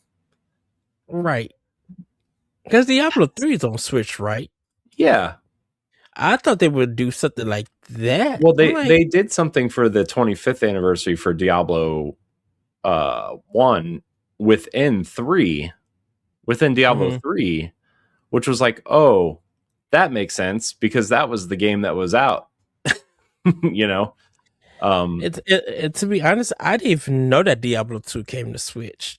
I just thought it was Diablo if you buy the one bundle, you get, there's like a bundle for $39.99 where you get 2 and 3. Okay.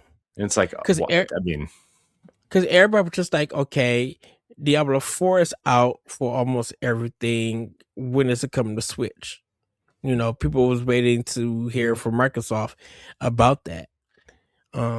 I think you're going to hear a lot at BlizzCon this year about those games coming to Switch and Switch 2. I mean, Overwatch, I think, is a shoe-in to move over to Switch 2 at this point. Yeah. Especially because they just made their big marketing push and changing the game back to like essentially its original state over the next couple months of like, hey, we're dropping the 2. We're giving heroes their powers back. Here's 5 new ones. So it's still Overwatch 2, but they're now just dropping the 2 and renamed it. They're just calling it Overwatch.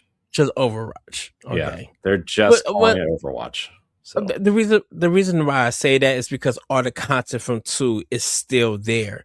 I mean, they didn't change anything. Now they didn't. They never needed the 2. They literally didn't do anything like that. Like all the maps from 1 are still there. Like, all of the characters from 1 are still there. Like everything was from 1 is still there. They were just adding new maps and new characters like they were in 1. I thought they had ordered. The big thing with 2 was they were going to add single player content, and then they never did. That was the big thing for 2 was like the multiplayer is going to be free to play, but if you wanted like the single player and some skins or whatever, you could buy it. And then maybe that's why. But they launched Overwatch 2 anyway. But it was like the same game. It was literally the same game with like new heroes and new, like a couple new maps and a new hero, or 2, maybe a couple new heroes. I'm not sure at the time, but because it looked like when Overwatch 2 was being shown like through trailers and stuff, it looked like there was new content, and that may have been from the story stuff that they were showing. Well, I mean, they had new cinematics and stuff, which is like, yeah. But they even used the same client as Overwatch 1. They just changed Overwatch, like the literal download package of Overwatch 1 turned into Overwatch 2. Okay. So like you couldn't even find Overwatch 1 anymore because it was literally the same package. It's like when you download a new expansion for Destiny 2, right? And the cover art changes, but like all the content is still there from the other. Well, yeah, you know what I mean. Not all the content. You know what I mean. Long story short. So now it's just general Overwatch. Yeah, it's just Overwatch. I think they're even going back to 6v6, which was what people want. They changed it to 5v5. It was 6v6, and then they changed it to 5v5, and people hated it, but they kept it that way, and now they're going back to 6v6. I think I've heard that that's what they want to do. I don't know if they are doing that, but we'll see. Anyways, I don't know if it's important or not. But yeah, Diablo, man. People love it. So enjoy your Diablo 2 expansion, everybody. Exactly. Why don't you release StarCraft 1 DLC while you're at it? Ooh. StarCraft Ghost N64 needs its StarCraft game, so why don't you put Ghost on there? I'm sorry. I'm being That's mean. a game. I'm being That's mean. a game that needs to be released. Because I think that game was finished. They're working on a first-person shooter, a StarCraft first-person shooter, apparently. So, because wasn't Ghost finished? I don't know. I don't remember that far back, man. Oh. All right, Ed. Let's talk about some Assassin's Creed. Okay. We have 2 Assassin's Creed stories. And they're both pretty good, actually. Assassin's Creed Shadows overperformed, quote unquote, in Q3. Ubisoft says Switch 2 boosts highlighted by the company. Ubisoft has revealed that its Q3 financial report that Assassin's Creed Shadows overperformed expectations, posting double-digit year-on-year growth for active users. The company credited the Switch 2 launch of Assassin's Creed Shadows for broadening the game's audience, alongside continued engagement from updates like the Valley of Memory expansion for Assassin's Creed Mirage. Despite the strong quarter, Ubisoft is continuing its major corporate restructuring, forming 5 new creative houses, blah, blah, blah. We don't need to get into all that, but that's good. Mm-hmm. I'm glad that, you know, they're reaching a whole new audience though with Nintendo players, right? Because like, yeah, when you know, Origins, Odyssey, and Valhalla were coming out, the Switch was getting ports of 2, 3, and 4. You know, I mean, right, those are great games, but they're also like 20 years old at this point almost. So, exactly. You know, plus that's good news in terms of like hoping that the Assassin's Creed Black Flag remaster is coming to Switch too. Also, that gives. I think it should. I mean, I think it's a no-brainer at this point now, right? Like, Mm-hmm. which is the next story at this point. Let's see. The Assassin's Creed Black Flag Remaster art book has been listed on Amazon. Amazon UK has listed an art book tied to the apparent remaster of Assassin's Creed 4 Black Flag and has sparked speculation that Ubisoft is preparing an official announcement soon. Reported by IGN, the book, reportedly published by Titan Books, is scheduled for release on March 24th, 2026, and explicitly labeled as a, quote, remaster art book, contrasting from the previously rumored resynced title. With the game already rated by Peggy and lead actor Matt Ryan hinting fans may, quote, have to beat it again. Signs continue to point the long-awaited return to the high seas. Let's just go ahead and announce it. I love Assassin's Creed Black Flag, dude. I put so much time on the Wii U version. Mm-hmm. I was still playing that when we started becoming friends, right? Like that was the game I was playing, I think, when we were becoming friends. Yeah, I remember seeing it, selling it at Toys R Us, and everything. Man. Dude, I was so bummed when Rogue didn't come to the Wii U. I was so bummed. Yeah. Because I played 3 on Wii U and I played 4 on Wii U. And I was like, yes, Assassin's Creed. Ubisoft is supporting the Switch or Wii U. And then they're like, Rogue isn't coming over. And I was like, oh, dang. Oh no. I didn't expect Unity or Syndicate, but like Rogue was like, that was the game. It's like, yeah, more pirates. You know, Black Flag. They didn't even put the Freedom Cry DLC on there either. Oh, the Wii U was again a lot of DLC. That Batman's origin stuff, yeah. Oh yeah, I forgot about that fiasco. Another game I played on Wii U, by the way.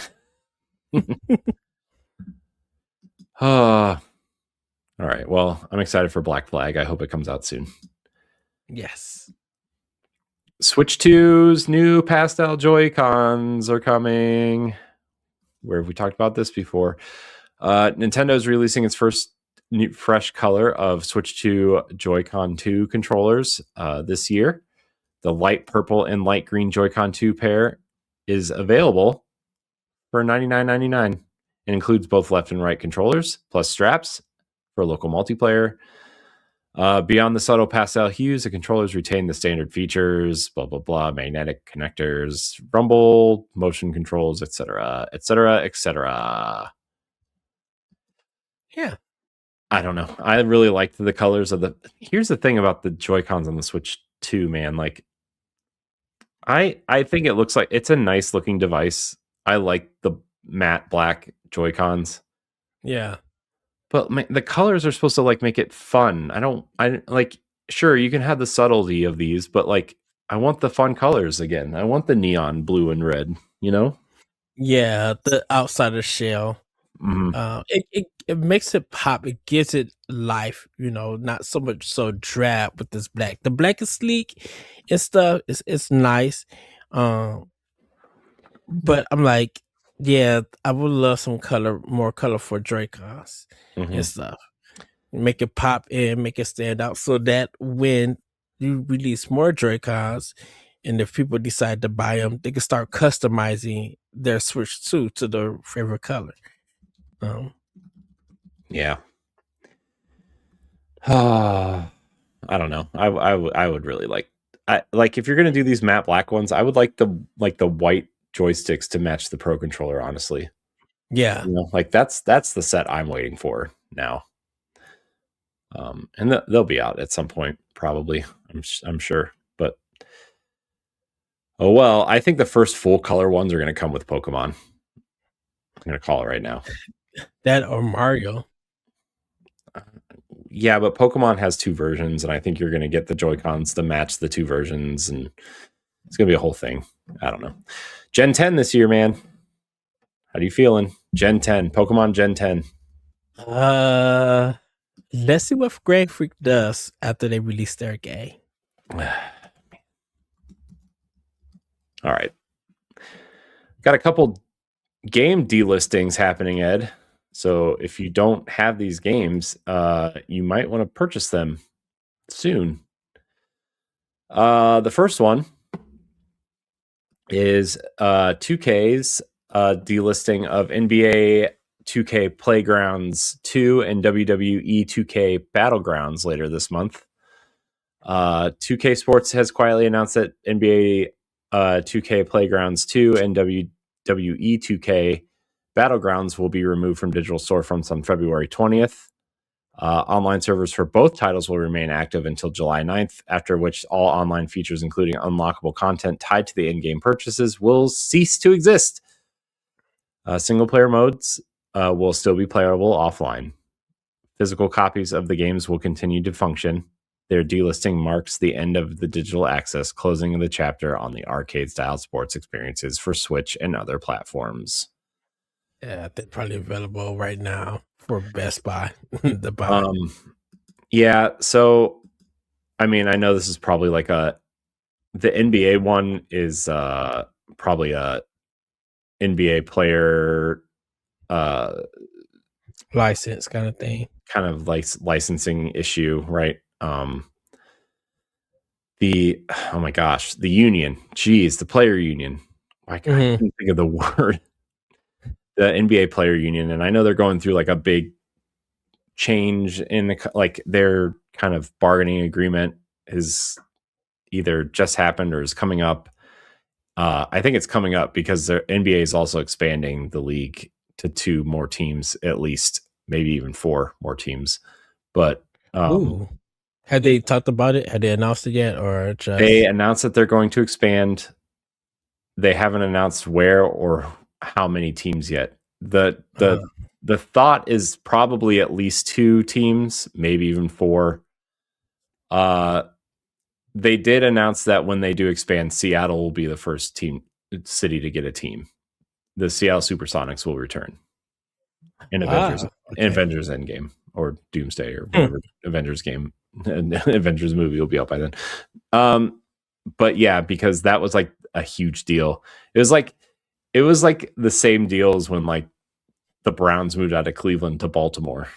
Like Seattle loved the Supersonics and they just moved them. And that's why like when they moved them to Oklahoma City, they became the Thunder and not the Oklahoma City Supersonics. Seattle retains the rights to the name. So they'll still be the Oakland Thunder, and then Seattle. They'll be the Oklahoma City Thunder still, and then when they get to Seattle, they'll probably be the Seattle. I mean, they were called the Supersonics. I wonder if they'll just go with the Sonics. I don't know. So would that make it? How many teams? What, 36 teams? 32 to 34 teams, depending on the expansion, because there's 30 teams now. Oh, okay. So yeah, that's probably has something to do with it. The WWE, I knew that's also probably like a licensing thing because the WWE got bought by some company. When? I don't know, a couple years ago, like it's some kind of Chinese conglomerate, I think, or maybe it's a Saudi fund thing. That's interesting. Some foreign entity bought the WWE, which is why there's like a lot of turnover and a lot of people leaving recently, I think. So Vince McMahon don't own it no more. No. Alrighty. At least as far as I know. That's sad. The first NBA Playgrounds game was really fun. I remember when that came out, I was like, oh man, this is kind of like not quite NBA Jam. It kind of felt more like NBA Street a little bit. Like that was really fun, but sad. Oh well. So yeah, also the other game that's being delisted, Ed, Jurassic Park Classic Games Collection, is also being delisted 2 years after release.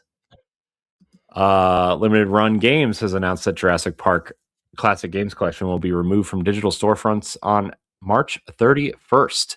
The collection, which debuted on Switch on November 22nd, 2023, features 8 retro titles, including the NES, SNES, Genesis, and Game Boy adaptations of the original Jurassic Park and its sequel. Digital owners will still be able to re-download the games after the delisting, but new digital purchases will no longer be possible, likely due to expiring licensing rights. The collection serves as a nostalgic time capsule for early 8 and 16-bit dinosaur hunting adventures. Those games were not good. Dude, I remember playing the Genesis game. That game sucks so bad. I remember playing the Super Nintendo game and it sucked. Yeah, the Super. I don't even like. I remember the first time I saw the Super Nintendo game. I was like, "What is this? Like, what even is this game?" Right? They don't tell you anything to do. Like, what? I need a goal. I need a mission. What the heck am I supposed to do? Yeah. So yeah. Jurassic Park, man. Those park builder games are pretty popular, I think, though. Still. The Jurassic Park, what are they called? I forget what they're called, but anyways, those games are still on Switch. Seem relatively popular. All right, Ed, last one. Yes. Square Enix has revealed save data bonuses for The Adventures of Elliot. Square Enix has confirmed that The Adventures of Elliot, The Millennium Tales, launching on Switch 2 on June 18th, will feature special in-game bonuses tied to the save data from other titles. Players with save data from Octopath Traveler 0, Dragon Quest 1 and 2 HD 2D Remake, Bravely Default Flying Fairy HD Remaster, Various Daylife, or Triangle Strategy, can unlock powerful sword magicite bonuses like increased damage, critical hit rate boosts, or reduced sword charge times. Save data must reside on the same console or be transferred from the original Switch to the Switch 2, and bonuses can be claimed via the in-game promotional bonus system at the orphanage in the age of safekeeping. These bonuses enhance gameplay and reward loyal fans of Square Enix's HD 2D library. So funny they don't say it's Octopath Traveler 1 and 2 because of Acquire. I know. But cool. I'm sure I sure can't wait to see what the various daylife bonus is. Oh, for all 12 of you who played that game. To the point where I don't even remember it. It was like that weird RPG farming sim hybrid that they released. Remember when they released that Tactics Ogre, Deofield Chronicle, and they released like 4 games at the same time, and it's like, why are you doing this? Just why? Because I think a lot of the Square games, like RPGs that came out, always had like a farming element to it. Be like, the heck? I'm like, I'm beating up 15 monsters, and now I gotta farm for some pumpkins. What the world is going on, Square Enix? I gotta farm these pumpkins to make my magic better. Exactly. I was just like, oh, y'all was on a roll. Y'all had some small development teams to release like 6 games within 3 months. Dude, they were on something. Let me tell you. But the thing about it, Corey, is that all of them sold made the money. Well, so, hey, don't count out the farming community. They could do numbers. We just man, but there are. I'm not. I don't know. The only one I was actually interested in was Deofield Chronicles because it kind of looked like a Fire Emblem-esque strategy game. But then I was like, meh, nah. Cool box art though. Yeah, it definitely looks cool. Like I think it looks cool, but got Fire Emblem Valkyria Chronicles at home. I don't need this. Anyways, that's it for our news, Ed. That's all we got. All right. Almost 2.5 hours into this show, and that's all we got.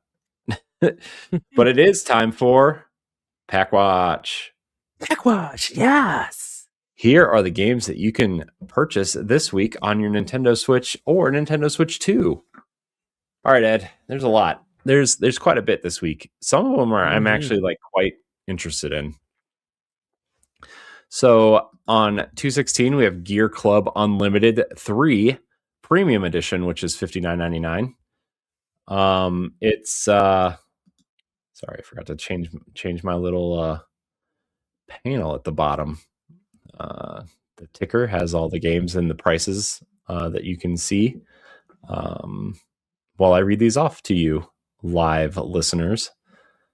I don't know if it'll be in the edited video or not. It depends on how much time I have and if I get that new master library done, but it's fine. Anyways, not important. Having attracted millions of players for nearly 10 years, the Gear Club series finally returns with Gear Club Unlimited 3. For the first time in the series, you can now explore the asphalt roads of Japan, as well as the French Mediterranean coast. Drive over 40 prestigious cars from the biggest automotive brands and customize every detail: paint, bodywork, rims, mechanical performance. Create a car that reflects your individuality and shows off your style on a wide range of spectacular racetracks. I think this game got good reviews. Yeah, I think last week. Yeah, there's also a regular edition. So the premium edition is $59.99, but I think the regular edition is $39.99. I don't really know what the premium extra stuff the premium edition comes with, but on 2/17, Ed, this game looks really cool. I didn't know, I had never heard of this game, and I watched the trailer on this eShop and saw the screenshots. I was like, man, I'm kind of in on this game. It's called Under the Island. It's $19.99. Embark on an epic adventure in Under the Island, a 2D action adventure steeped in 90s charm. Step into the shoes of Nia and battle fierce monsters, solve clever puzzles, and explore a world alive with mystery as you race to save your new home before it's too late. This game looks really cool, Ed. I'm like really shocked that how much I had thought how cool this game looked. So you should definitely look at it. Ed's typing the title into his trailer. He's going to watch the trailer. I can see it in his glasses. Oh, it looks really nice. I know. It looks really cool. What is that one game that we played with the little girl that just imitated her? The girl and the boy is hearing their son, the grandfather, tell a story. Blossom Tale. Yeah, that's what it reminds me of. This looks like this. Yeah, this looks like Blossom Tale and the Sea of Stars kind of mixed together. Yeah, I picked this up, and $20. That's not a bad price. Yeah, and it's just a straight up action game. It's not a roguelike. It's not a, it's not anything weird. It's just a straight. It's basically a top down Zelda game. Pretty much. I think I put this on my wish list. Yeah, I did. It looks really cool, and it's only $19.99 also, so that's really awesome. Good. Yeah, it's so like the art style looks incredible, and like the lighting effects and the cool, like there's like a part in the trailer where like this weird fish monster thing comes at you, and it has like all these weird effects around the screen. It looks really nice. It's cool. On 2/18, Star Trek Voyager Across the Unknown is coming out. It's $49.99 for the premium edition, $39.99 for the regular edition, but it is discounted if you pre-order it. Star Trek Voyager Across the Unknown is a story-driven survival strategy game in which the fate of the iconic starship is in your hands. Take the helm, manage the ship and resources, and make difficult decisions. Will you be able to bring home the ship and its crew? This is for LaRon. Not for me. No, I will not be bringing home the ship and this crew. Right. I'm not even boarding. On 2/18, Soulkin for $14.99. Immerse yourself in Soulkin, a tactical monster collecting roguelite. Play as Nadia, a heroine summoned to save the world of Anchoril. Collect unique Sulkin, engage in strategic turn-based battles on a hex grid, and defeat the powerful foes to unlock new content and stop the corruption of Ankril.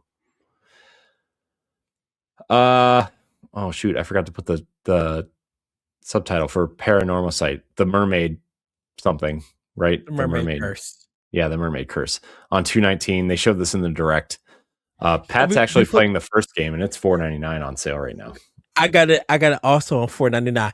Did you know that because people didn't know about this game, and so everybody was seeing it, and it was like, huh, did this game come on Switch? Everybody like researched it. Dude, next thing you know, the moment folks start going to the eShop and they're seeing the price of the first game for $4.99, it's smart of them to do that. Dude, Wario 64 posted it, and everybody started buying it. Mm-hmm. But because everybody just like they heard that it was a good game, they were just like, I don't even remember this game. So, everybody's probably, I think it's going to probably not only get good sales the first one because of the first one and its price. I think people are going to go out and buy this one too because this is literally right up my alley. Yeah, I mean you're going to get both. You're going to get both games for $30 right now, right? So I mean that's still a steal. So, will you survive the curse together this summer? A new supernatural mystery adventure begins, telling the bittersweet story of the passions of youth, featuring new locations, new legends, and a cast of characters. Cool. Death Howl on 2/19 as well. Master of the Grid, defy death. Enter a grim spirit realm in this open world deck builder. Craft lethal decks of 160 plus cards, claim powerful totems, and defeat foes in tactical grid combat. Fight as the desperate hunter Ro to bring her son back from beyond the veil. Yeah, man, deck builders. This is a no for me, dog, as what's his face would say. Every time I think about that, I always think of Yu-Gi-Oh. Deck builders? Yeah. Man, Yu-Gi-Oh, man, that was big for like a day and a half. I don't know. I feel like I just kind of missed the boat on that. I feel like it was like it was popular because Pokemon was popular. Yeah. And then I just kind of missed the boat on it. I care anything, but I used to own one of the games on PC. It was okay. But it was because I watched the anime. You know. Yep. All right. This game looks cool too. I don't know if you saw this game, Ed, but it's called Wizman's World Retry. It's $24.99, but if you pre-order it, it's $22.99. Wizman's World Retry is HD remaster of legendary JRPG Wizman's World from Jaleco with enhanced 2D pixelated graphic and sound. This game is clearly Google translated or AI translated and not in the best way. Experience the vast world of Wizarest and 3 fairly like homunculus. I copied and pasted this description right from the description. So sorry if you can't understand it. The game does look really cool though. I think it's the one I'm thinking of.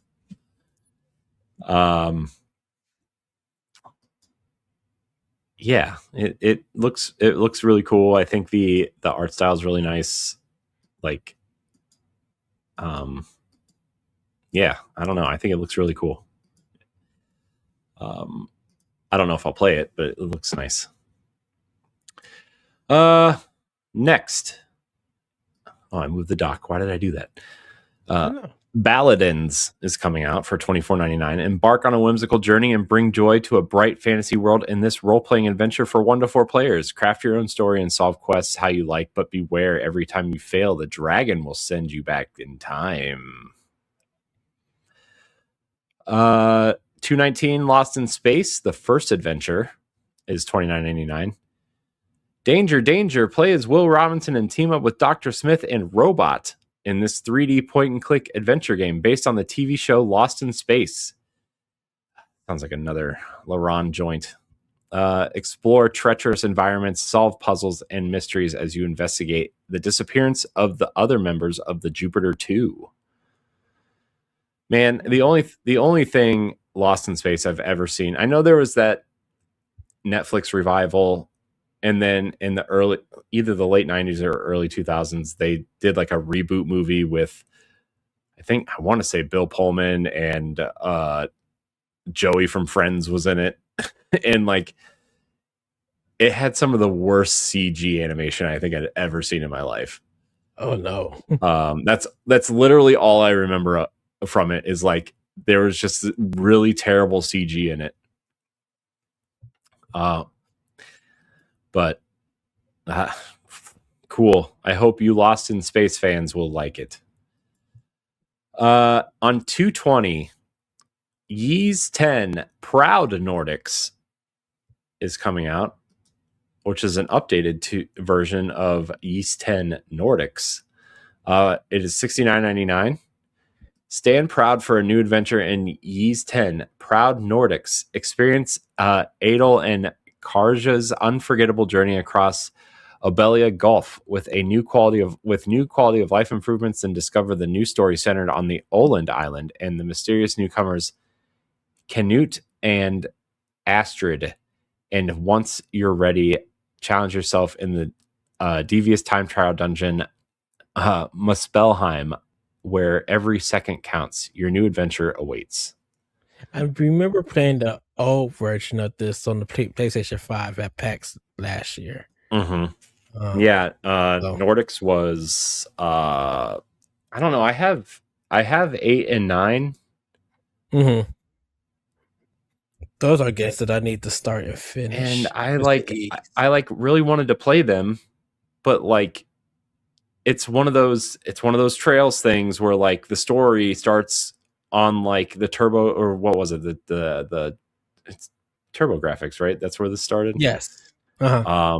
And it's like, well, where are all these games? You know, because Switch has 8, 9, 10 Origins, but Origins apparently isn't the first game. Yeah, you would have to look at the whole list. And then they have like the remake of the fourth game, but where are the rest of them? You know, and so like it's kind of having the problem that Trails is having on Switch right now. Like, well, I mean, I think all the Trails games are either available on PlayStation, or most of them are, or minus the In the Sky remakes that are coming, obviously. But, you know, Switch has Cold Steel 3 and 4, but not 1 and 2, and whole thing, right? So I wonder when all these games are going to make it over, man. But I was like, man, I bought them on sale too. Like the deluxe editions were like $25 at one point, like the $120 versions with all the extra stuff. I was like, oh, well, I do want to play these at some point, but apparently these, you know, 8 isn't exact. Like if you're going to jump in, 7 is where you want to jump in. Right. But not available on Switch. I think PlayStation is the only one that got them all. Yeah. In some form. Yeah. So I don't know, whatever. But it looks cool. I think I really like the art style of these games, honestly. Like I think it looks cool. But lastly, Ed, on 220, Egg Console Mugen no Shinzo 3 is coming out. Good job, Corey. Thank you. I've been practicing my originally released by Crystal Soft in 1990, this classic RPG follows the series tradition of seamless storytelling. Just as 2 picked up right after the conclusion of the first game, this title begins the moment 2 ends. The story starts with a veteran warrior who has survived countless adventures in the dream world, finally returning to the nostalgic sights of their home world. Whew. And then there's a bunch of AI slop, so you can look that up later if you want. There's a new every week there's some sort of like weird borderline rated M for mature, almost we'll say, game, but it's vampires this time, not wolves or pets or feet or anything. It's a more vampires this time. More adult kind of games, because there's one certain looking vampire game that they have a girl version and a boy version. I'm like, yeah, that's all these games now. That's all these games now, dude. See, but they weren't doing it in the past. Now they're doing it.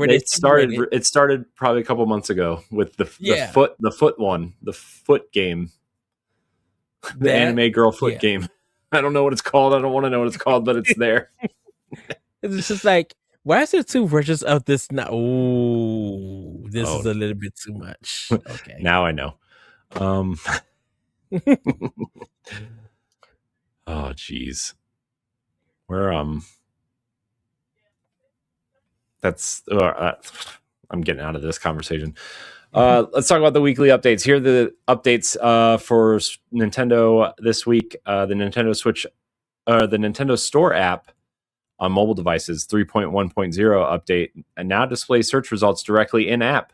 Improves performance on the search and wishlist tabs, and allows enlarged product images, and fixes various minor issues through tapping a product still opens in a browser. That's so they can avoid the Apple fees. They take you to the browser to buy the game, so they can avoid that 30% rip that Apple still takes off of developers. Yeah. Konami has released a free update for Metal Gear Solid Master Collection 1, adding full Switch 2 support for Metal Gear Solid 2 and 3, including 1080p resolution, 60 frames a second performance. I think it's only on 1 and 3, though. I saw that going around. New screen settings and improved movie and upscaling options, along with minor fixes across the included titles. The update ensures smoother visuals and gameplay compared to the original Switch versions.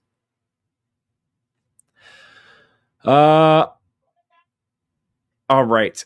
Dotemu, Guard Crush Games, and Super Monks have released a Threads of Fate update for Absalom, adding new features like mystic ordeals, corrupted biomes, a devilish forest ambush, soul tree rewards, and a new versus arena, alongside extensive bug fixes, enemy AI improvements, and character balance tweaks. The free update significantly expands content and gameplay options, making it excellent time for both new and returning players to dive in. Man, some of these update descriptions, man. Nintendo's Mario Tennis Fever on Switch 2 launches with a day one update, version 1.0.1, required to access the online play, which fixes several unspecified issues to improve gameplay. Players must update to this version to use Switch Online features, though local and LAN play with older versions will no longer be possible. Well, hope you download version 1.0.1 of Mario Tennis Fever on Nintendo Switch 2. You're right. Hello Games has released the No Man's Sky Remnant update, adding the new Gravitino Coil gravity gun, a fleet of trucks and haulers, and multiplayer-focused features, including limited-time community expedition. These additions enhance both solo and cooperative play, letting players manipulate objects, transport resources, and explore planets with friends more dynamically than ever. Man, that's the game that just keeps on giving, dude. Mm-hmm. Marvelous has released version 1.4.0 for Story of Seasons Grand Bazaar on Switch and Switch 2, adding cherry blossom themed gliders, deluxe bingo cards, and new hair and eye color options. The update also includes minor bug fixes and quality of life improvements, continuing support for the game into 2026. Nice. Sega has released a free Super Monkey Ball DLC update for Sonic Racing Cross Worlds, adding II and as a playable character with his Banana Cruiser, themed emotes, sounds, and new jukebox tracks. The update also kicks off the in-game Super Monkey Ball Festival, running from February 12th through 15th, and sets the stage for future free character additions like Tangle and Whisper, which I assume are other monkeys in Monkey Ball. Yes. Marvel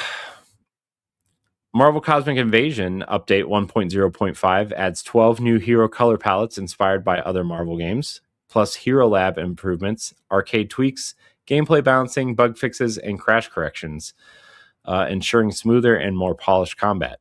The Cosmic Collabs patch enhances both cosmetic customization and online play across the roster. And then last but not least, the Splatoon 3 version 11.0.1 update accidentally included some feature balance changes, increasing Rapid Blaster Pro ink consumption by minus 14% and tweaking Rapid Blaster splash coverage, though Nintendo plans to leave these changes for now, but may adjust them later. So there you have it. There are your weekly updates. Ed? Yes. Nintendo Music. Yes. Paper Mario the Origami King. Added. Yes. Oh. Everybody, also, I'm telling you, great soundtrack. The game is still phenomenal today. I really wish more people would play Origami King. That's another game I thought about playing too. Because Pat's been playing that Fairy Tale game. Paper Mario-esque Fairy Ever Never After, whatever it's called. And it's like, and he said it was really good, like, and it was like the closest thing where you're getting to Paper Mario. And I was like, man, I kind of want to play Paper Mario. But I also want to play that Fairy Tale game. Origami King, it may take a while for some gameplay, but it is funny and it's so engaging. People probably could find some of my old tweets about me playing that game and laughing my tail off. Oh, good times, huh? Good times. All right. But Ed, you know what else launches this week? The Virtual Boy. The Virtual Boy. Yeah. On NSO. It launches on February 17th with Galactic Pinball, Teleroboxer, Red Alarm, Virtual Boy Wario Land, 3D Tetris, Golf, and the Mansion of Innsmouth. So I half of the virtual library. Yeah. I mean, it's literally over half of the library because there were only 14 games released in North America. I think there's only 23 games total for this thing released. Yes, and I'm assuming the two unreleased games would make it 25. Yeah, because one of them is that F-Zero spinoff that they already confirmed. I did get the confirmation from Nintendo that my Virtual Boy shipped yesterday. Yeah, some people have gotten it. I have got the Virtual Boy, but it doesn't go live until the 17th. I know, but the thing is going to be here soon, and I'm quite excited for that.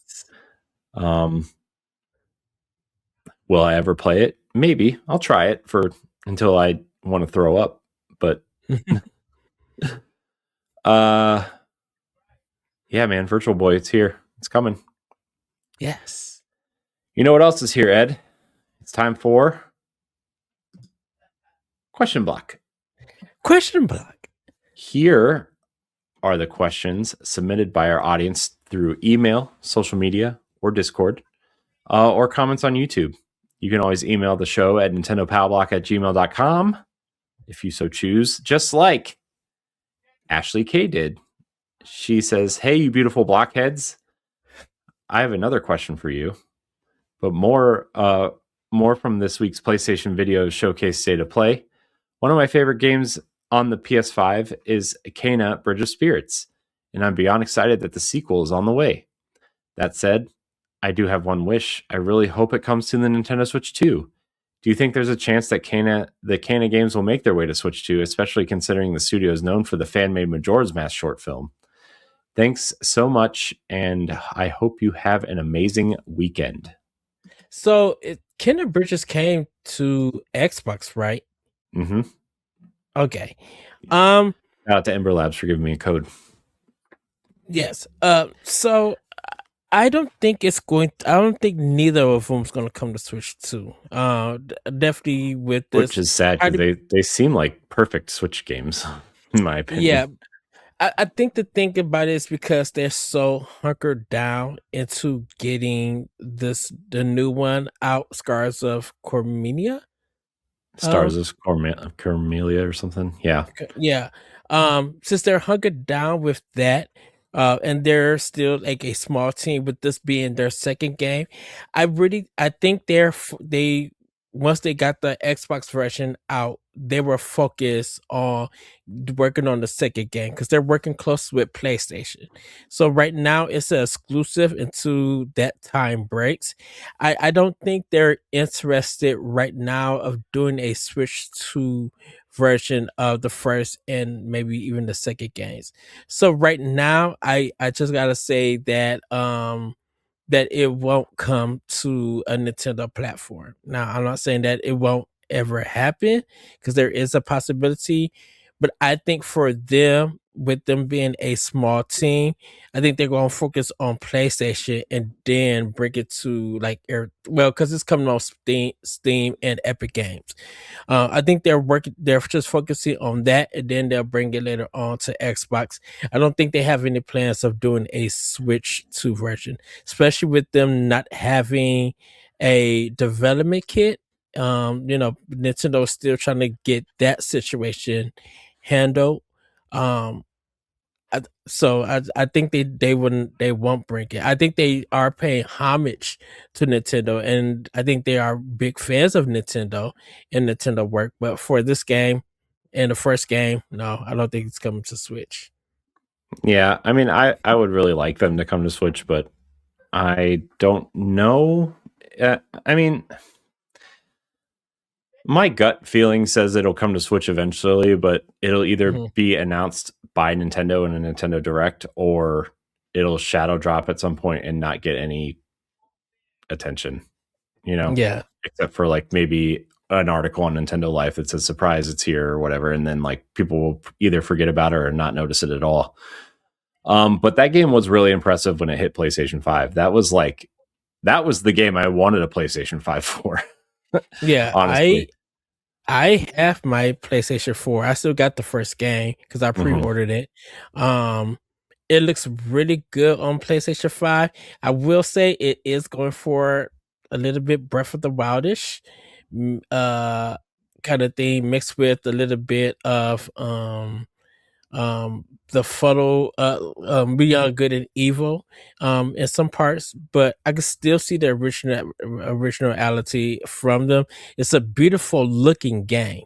Oh yeah, dude. The animation in that looks like a Pixar film. Yeah, they're great animators. Really, really great. There's a lot of horizon in that combat though. Like that it's like this kind of weird, I don't want to say weird, but like this fast-paced action with like the slowdown, right? When you do like a critical hit or something. It looks really nice. That's like with the arrow stuff in the air, and it does that slowdown, pulls it in with the third. That's why I mentioned that kind of that Breath of the Wild, because like Zelda kind of does that and stuff. But it's a really cool looking game. I'm excited that they got a chance they're giving this chance to make this new game. But for it to come on Switch or pretty much Switch 2, I don't think it's possible. I mean, not possible. I don't think it would happen. No, I'm sorry. Yeah, I don't know. This game could go either way, I feel like. But also we'll see. They clearly have some sort of deal with PlayStation, right? Like, yeah. I mean, they literally said in the presentation, I think, that PlayStation Studios is helping them with this one. Yes. So, which doesn't mean no, but it also means like that it'll be timed exclusive, and by the time it's able to come out on Switch, I wonder how many people will care about it. Yeah, and then you got to also think about Mario and Zelda and the first party games that's on there. Would would it be better than canon? That's a question that probably would be on people's mind. But I think people will still buy it and be like, yeah, I got this game on my library. I'm good to have it and play it and enjoy it. Yeah. So we'll see. I will definitely play the sequel when it comes out, though, because that first game is pretty good. I think that's a game that I should go back and finish. Yeah, I kind of need to finish that first game. It was really good. I don't. Why didn't I finish? Oh, because I got the code like a week before the Destiny expansions came out. That's when it came to Xbox. Yeah. Right.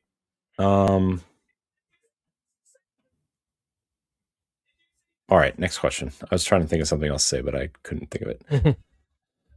Deshaun Malone writes in, yo guys, I thought y'all had an amazing combo on the Wii NSO channel that could potentially be coming to Switch. I love playing Wii with my daughter and my late wife back in the day, and having the nostalgia would be so cool to continue bonding with my daughter. My question is this: do you think about the NSO? Do you think about the NSO apps expanding to other company consoles? I know you talk about Dreamcast a lot. What about Atari Lynx, Jaguar, 3DO, Saturn, Master System, TurboGrafx, etc.? DS is no doubt coming soon, I feel, too. Love you all. Have a good one. So, we have talked about it expanding to other consoles. I think we even did an expansion pass about this. We thought that TurboGrafx, which is in NEC, and Neo Geo would come because those games showed up on the Virtual Console on Wii, and I think you could also purchase them on Wii U. But now that like kind of the Saudi Arabia owns like majority of SNK or that version of SNK, and I think Saudi Arabia also has stock held into Nintendo. Yeah, I think they're down to like 6%. Yeah, they were up as like 9%, I think, at one point. But I really don't think that there will be any other consoles because, like with Sega, they put pretty much all of the Sega Genesis book games that they want to, and we've been waiting for them to put out more. I think Atari probably won't do it. We probably won't get no Saturn because that system is hard to emulate. With it, I don't see the Master System coming. Only because the Master System games haven't been around since the system came out. There's been no like re-releases of those games and stuff. There've been the arcade versions of them, but not the Master System version. I wonder why. That's between Sega and Sammy. I really don't know why. As for the Atari Lynx and a Jaguar, I don't think Atari would do anything because Atari is trying to get their business back and everything. And they feel like if they are going to do stuff like that, they're gonna sell it themselves. They'll get some company help them renew it or refresh it and then release it. So Atari is more into making money off of that. And plus, they could easily throw that stuff in a collection and some retro people would buy it. If they were to go out and get an app, it'd be cool to get like the Wonder Swan or CDI. Get some systems that if it's still possible for games to come out on and release them, that we'd never play or never seen here in America. Because the Wonder Swan, it did come out in America, but it was so limited you could never find it. It was like almost like a special order kind of thing. So that's that's what I think that would happen and stuff. I actually was thinking about the Tiger Electronic games, like, what if they got their own channel Switch and people got to play them? Like, how would that look? Yeah. I wonder. Yeah, I in terms of just expanding to other consoles, I feel like if they were going to do other consoles, they would have done it already, right? Mm-hmm. Plus, like, we already have all these other third-party collections at this point, right? Like the Mega Man Legacy collection and Castlevania, and Atari put out that 50th anniversary collection thing that they just expanded with new content, essentially, right? And so, like, I feel like the time for that has passed. I mean, even when the Genesis stuff came out, like, a lot of the popular Genesis games still aren't on there, right? Like Sonic 1 and 3 aren't on there, or Sonic and Knuckles, right? Right. And there was a rumor that they wanted to do an NSO like subscription themselves at one point. Plus they have that Sega Genesis collection that they sell, right, for $40 with all those games on it. Yeah. The Sonic Origins collection is like a nice updated version of those old Sonic games. So I think these, obviously Nintendo's making money from NSO because it's their service, but like third parties aren't really making money off of this service, right? They're making money off of the licensing deal that Nintendo makes with them, if anything, right? And that's why when you see third party games on there, it's very rare that you see quote unquote popular good third party games. I think Ninja Gaiden 1 and 2 are on there on the NES, and I'm like, wow, that's like crazy that they don't have an NES trilogy port of this like collection. That would be like Nintendo version. Yeah, like, I mean, why don't they just in my mind, it's like, why don't they put a Ninja Gaiden collection out with 1, 2, 3, and then the Super Nintendo ports and the arcade game that you gotta right, and then you gotta realize the arcade archives now got the console archives. Mm-hmm. So a lot of that stuff that could have, I mean, we got Cool Borders, dude. Like, right? What a weird game to put on a Nintendo console. But that was a PlayStation 1 game, though. I know. It's a Sony published game. SCEA published it.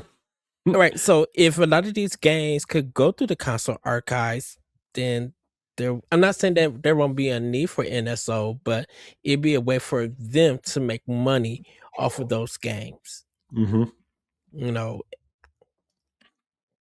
Yep. So.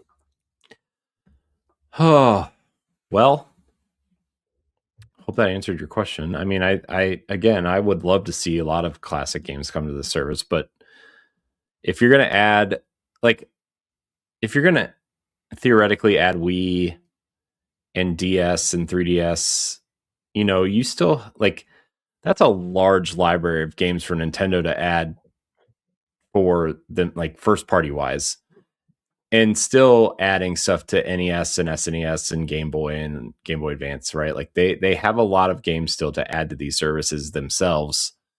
Mm-hmm. So, I mean, this service is going to live on for a long time, and and they've been doing a pretty good job of releasing things that have never come here before, right? We talk about that a lot. So. Like, I definitely would love to see like the Sega CD and 32X games come out. Mm-hmm. Especially the 32X games, because I've just never seen one in a while. Yeah, I mean, I remember that nasty yellow sticker with the bold red. God, it was so ugly, dude. Like, who thought that was a good idea? I mean, I guess if you want to like try to get noticed, sure, but so ugly, dude. All right, let's go to our next question here. We've got a couple more questions and then we'll get out of here. Travis M writes in via email. Hello, guys. I'm looking forward to what you have to say on this topic. Yesterday, I was over at my cousin's house and we were going through his retro game collection. And it dawned on me that Sega Genesis had these extremely nice cases, a la Disney VHS puffy cases. And Nintendo, all the way through GBA and N64, had cheap cardboard. I went on Etsy and found these really cool snap cases with quote unquote real box art, manual inserts, and memory card slots for N64 and Super Nintendo games, specifically. What are your thoughts on the cardboard boxes Nintendo put out? What did you do with them? Thanks again for the pod. Love listening to it ever since Switch 2 launch. Okay, so welcome. Thanks for listening. Yes. The thing with Sega and the claps kind of boxes, they've been doing that with the Sega Master System.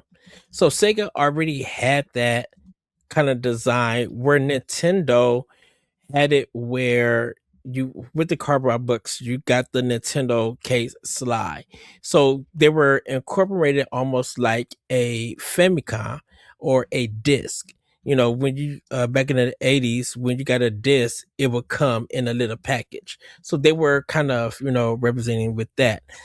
For me, for a lot of my cases from the N64 and all of that, I just ended up throwing them away and stuff because to me they were just like paper, and we weren't really recycling cardboard or anything because we didn't really have a recycling plant for that. For me, it was definitely, I kept the manual somewhere, and then it was just my game that I was playing. Yeah, it was collecting dust and stuff, but like as kids we weren't taught on how to handle games or anything, where you got stuff now where they'll show you on how to do parental controls on the Switch or Xbox or whatever. Like there's ways that you could teach stuff, but as kids, you don't think about that. You don't think about the cases and everything. My brother, he had all of his cases for the Sega Master System because it was a way of putting the cartridge back in and then putting it in a bookcase and stuff. Where like for a lot of us Nintendo people, we were just like, the cartridge slid in, pulled down, we was able to play and stuff. And plus, people were playing more Nintendo games than they were playing Sega games around that time. So not me. Yeah. So it was so that's kind of like there's a history to it until like the PlayStation. They had the cardboard boxes. They had the big cardboard boxes. I remember I had the in long the zone boxes like the Saturn too. Yeah, and the Saturn went to do the jewel cases, and PlayStation went through from the cardboard cases to the small cases like a regular CD, because it was easier to produce and stuff. During that time, people were like, once again, Nintendo didn't get into like the plastic cases to the GameCube and stuff. Man, those GameCube cases were so nice, by the way. Right. And so, and because DVDs were also becoming popular, it would just made it easier to have a unified design. The inside case was always different, but the case itself was like the same measurements and stuff. So like for me, like I said, I didn't keep up with them because I was a kid. I wasn't selling my games. I wasn't trading my games. I never thought of being a collector or anything like that. I was always about taking the game out, running through the book, and then putting my game in my console and playing it. I even did that with my TurboGrafx 16. Getting the game card, putting it into my TurboGrafx, and playing the game. I was so more focused into getting into the world of the game than the stuff, the packaging that it came with, and everything. So, yeah, yeah. I mean, the first console I ever had started getting boxes for the games was my Nintendo 64. Like when I got my NES, it was a hand-me-down from my cousin, and I didn't even have those nice black sleeves that they came with, right? Like it was the cartridge, and they were just kind of out there. And even a lot of the N64 games I ended up getting, I still have a couple games complete in box on my shelf over there, right? I probably have about 10 games complete in box. But a lot of the games I had for N64 were secondhand, or I bought used at GameStop or EB Games and Funkoland at the time, right? Like I ended up buying, my mom ended up buying me these like plastic snap cases that ended up being released that were for Nintendo 64 games, right? Because we would throw away the cardboard. It's just, it's just cardboard. And I didn't really know any better because I had these cases, or I had that N64 cartridge drawer for a while, right? Like the weird drawer they released that you put your cartridges in. But other than that, like the Genesis had, like, those cases were so nice and so storable, like VHS tapes. And I was like, and I think that was when I realized, I should probably at least start keeping the boxes to my Nintendo games in case I need to store them at some point. Right. And then obviously, like you said, like PS2 and GameCube had the DVD cases, and those were just they're still the standard, right? Like, I mean, they shifted from DVD to Blu-ray, but they're still the standard these days, are those plastic cases. So, and then it was even nicer when like the DS cases came out, right? And they were the plastic ones, but then they had the GBA slots in the DS cases. Yeah. So like I put like, I got Mario 64 DS. I'm going to put my Super Mario Advance cartridge in here so that it stays safe, Yep.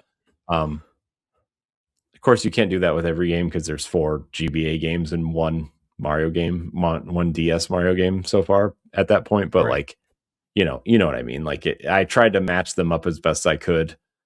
But then I just kind of stopped caring about GBA because DS was DS, and I loved GameCube. And, also at that point I was like in college, living in a dorm, and,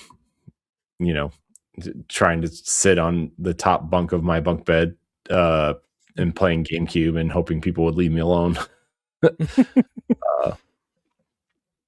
But anyways, yeah, I do wish we had, I mean, hindsight's always 2020, right? But like, I do wish we had the foresight to keep those boxes, right? Because I mean, some of that box art is iconic, but some of that box art is just like lost to time now, right? Yeah. And it's up to, companies like the video game, museum or Digital Eclipse, or, some of these other companies who are doing these remasters to at least preserve some of this stuff digitally, at least. That's why if you have a game or the game and the box for a company called Tengen. Oh, those nasty like black carts. Cards, but the gold ones, the gold sticker, yeah. Stuff. Yeah, because like Shinobi wasn't supposed to be on the Nintendo. Spider-Man and Batman were also not supposed to be bad guys. Yeah. So it's just like those games are, collector's items and stuff. The Wisdom Tree games, the history of that they had to steal, they had to commit sin to get a Christian game out. It's crazy, Yeah. So, like, but yeah, I think the boxes for like N64 and stuff. It's just yeah. It's man, the Rumble Pack and the Donkey Kong N64 game. Or Donkey Kong came with the expansion pack too. Yeah, the expansion pack. That's what I mean. And then Star Fox had that thick the thick box with the Rumble Pack in it. Yes. And then there was I think there was a version of Star Fox that didn't come with the Rumble Pack, and that it's funny. It's funny how rarity works with games, because like that version is actually like really rare. Apparently the thin Star Fox box is like apparently rare, or it used to be. I don't know how it works now, but that my cousin who was like selling games on eBay for a while, like he was like, anytime we would look for N64 games, it was the thin Star Fox box that he was looking for. Oh wow. I remember having the expansion pack in my N64, and then a memory card stuck in my controller of my N64. It had a gold memory card one. It's crazy. And then they had the GBA or the Game Boy transfer pack for Pokemon Coliseum or Pokemon Stadium at the time.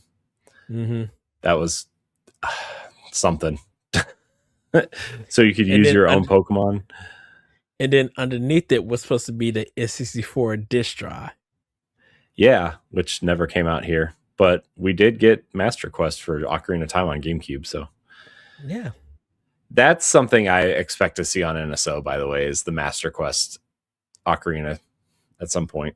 I would love to see it. And play it with an N64 controller for the first time, really. Because you had to play it with the GameCube controller, but it still had the N64 buttons. It was like, I don't know. What if it's wrong? People got to realize this. So N64 was supposed to have the N64 disc drive. GameCube had, or Panasonic GameCube had the DVD player underneath, or inside the system, and then the regular GameCube had the GBA add-on. Dude, the Game Boy player on the GameCube was just, dude, top tier. Excellent. I love that thing, because the one thing I wanted a Super Nintendo for, honestly, was the Super Game Boy, and I never had it, and I never had one. I had one. Like, the first sign of the Game Boy player on the GameCube, I was like, I need this so bad. Dude, I played Fire Red on my TV. It was awesome. I did Minish Cap on it. Yeah, I would play a lot of GBA games on my GameCube and everything. Cause you got to think about it, they put some of the stuff in color and it had some design. You used to play with your GameCube controller, and you didn't have to worry about the battery life or anything. Yeah, it was awesome. Yeah, man, I love the GameCube so much, dude. Like, it's so much history with that system. I just love the GameCube so much. All right, let's get to we have 2 more questions here. All right. Yes. Board Joysticks on Blue Sky writes in, what are your hopes for Nintendo franchises coming to Switch 2 this year? Really wanting a new Golden Sun or Xeno something this year. I want a good RPG. Thank you. Oh, fearless elite block leaders. That's us. Yes. I'm not sure elite is the word I would use on us, but well, because of elite block ages, I know. I'm just kidding.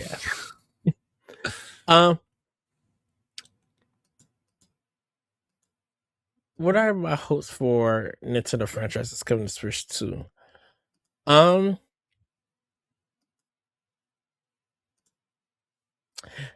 course, everybody is wanting a Mario game. I don't think we need Zelda just yet. We don't Zelda every year. Twilight Princess, but a new entry in the series. I'm assuming that we may get a Splatoon 4. We could still get ARMS 2.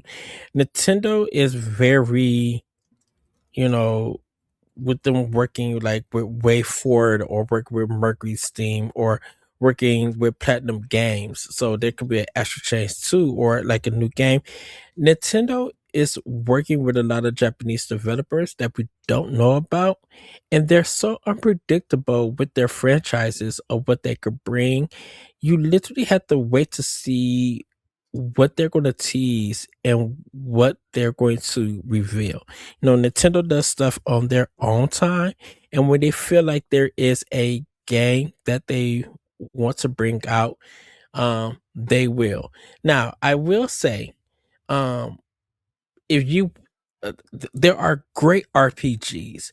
Please let me know if you have Octopath Traveler 2. Because if you don't have it, that needs to be in your collection. If you have Xenoblade Chronicles 3, if you don't have it, that needs to be in your collection. NSO has some great RPGs on it. Corey just got through playing with Fire Emblem on GameCube. Give that one a try. There are great RPGs. Everybody is waiting for Expedition 33. But that's from Sandfall. That's from a different company. I think for Nintendo, we're not going to get Golden Sun. That's a wrap. We have two Golden Sun games on NSO. Yes, we and so and Monolith Soft is working on their IPG. Everybody's helping for the last story to come. Pandora's Tower, we're hoping that to come. If they do, or there's a re-release. Like there are RPGs that's already out there. If you don't have, you could go and check out and play, whether it's from the NSO Expansion Pass or games that have been released on Switch. I think for right now, we're just in a period of waiting to see what Nintendo wants to bring. We're all literally waiting for Fire Emblem Fortune's Weave. I believe that's it. That's the one that we're all looking for. Of course, we got a Rhythm Heaven game that's coming out too. But for now, it's just we're waiting for what Nintendo is going to say. Hopefully we get a direct or we get a summer direct or something. But like Nintendo is keeping things on a hush hush.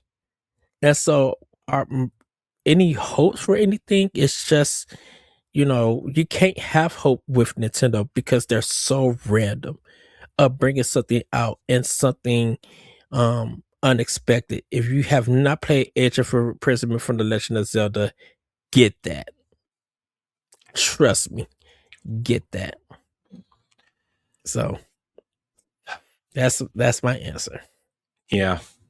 I'm just like thinking of like there's so many RPGs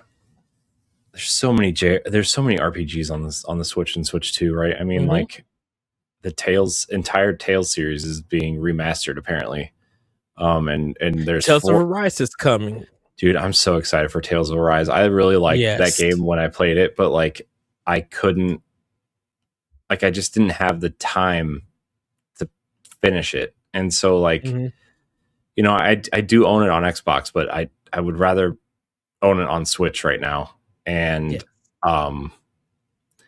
that game is like it's really high on my list this year. I just hope it doesn't come out at the same time as like Fire Emblem, but I do want to say that game is really great. But there are also 4 other ones on Switch right now. There's Symphonia, which is arguably one of the better ones, although it is the PS3. Great. It is the PS3 port and not the GameCube version. But also, there's Tales of Grace's F. There's Tales of Vesperia, which I really like, and then Berseria is coming out. Right, that's the new one.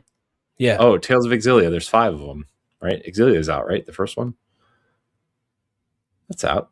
That just came out. Right, Tales of Exilia. Yes. Yeah. So, I recommend the Tales series. I really like that series. Ni no Kuni is on Switch. It's also on sale a lot. That first one's really good. I never played the second one. The second one is on Switch, right? Yeah, they're both on Switch. Yeah. Getting up to get the second one. That's another phenomenal game. Let's see. There's, like Ed said, the Xenoblade Chronicles trilogy, obviously. Man, there's just I'm trying to think of like, I mean, if you are a South Park fan, both of those RPGs are on there, and it's like Paper Mario, right? Like it's the turn-based. Well, the second one's more of like a grid-based thing, but like I said earlier, the Origami King, phenomenal game. I mean, there's 2 Paper Mario games. There's Mario and Luigi Brothership. There's Mario RPG. There's a lot of RPGs. You can play Final Fantasy 1 through 12, right? Like, I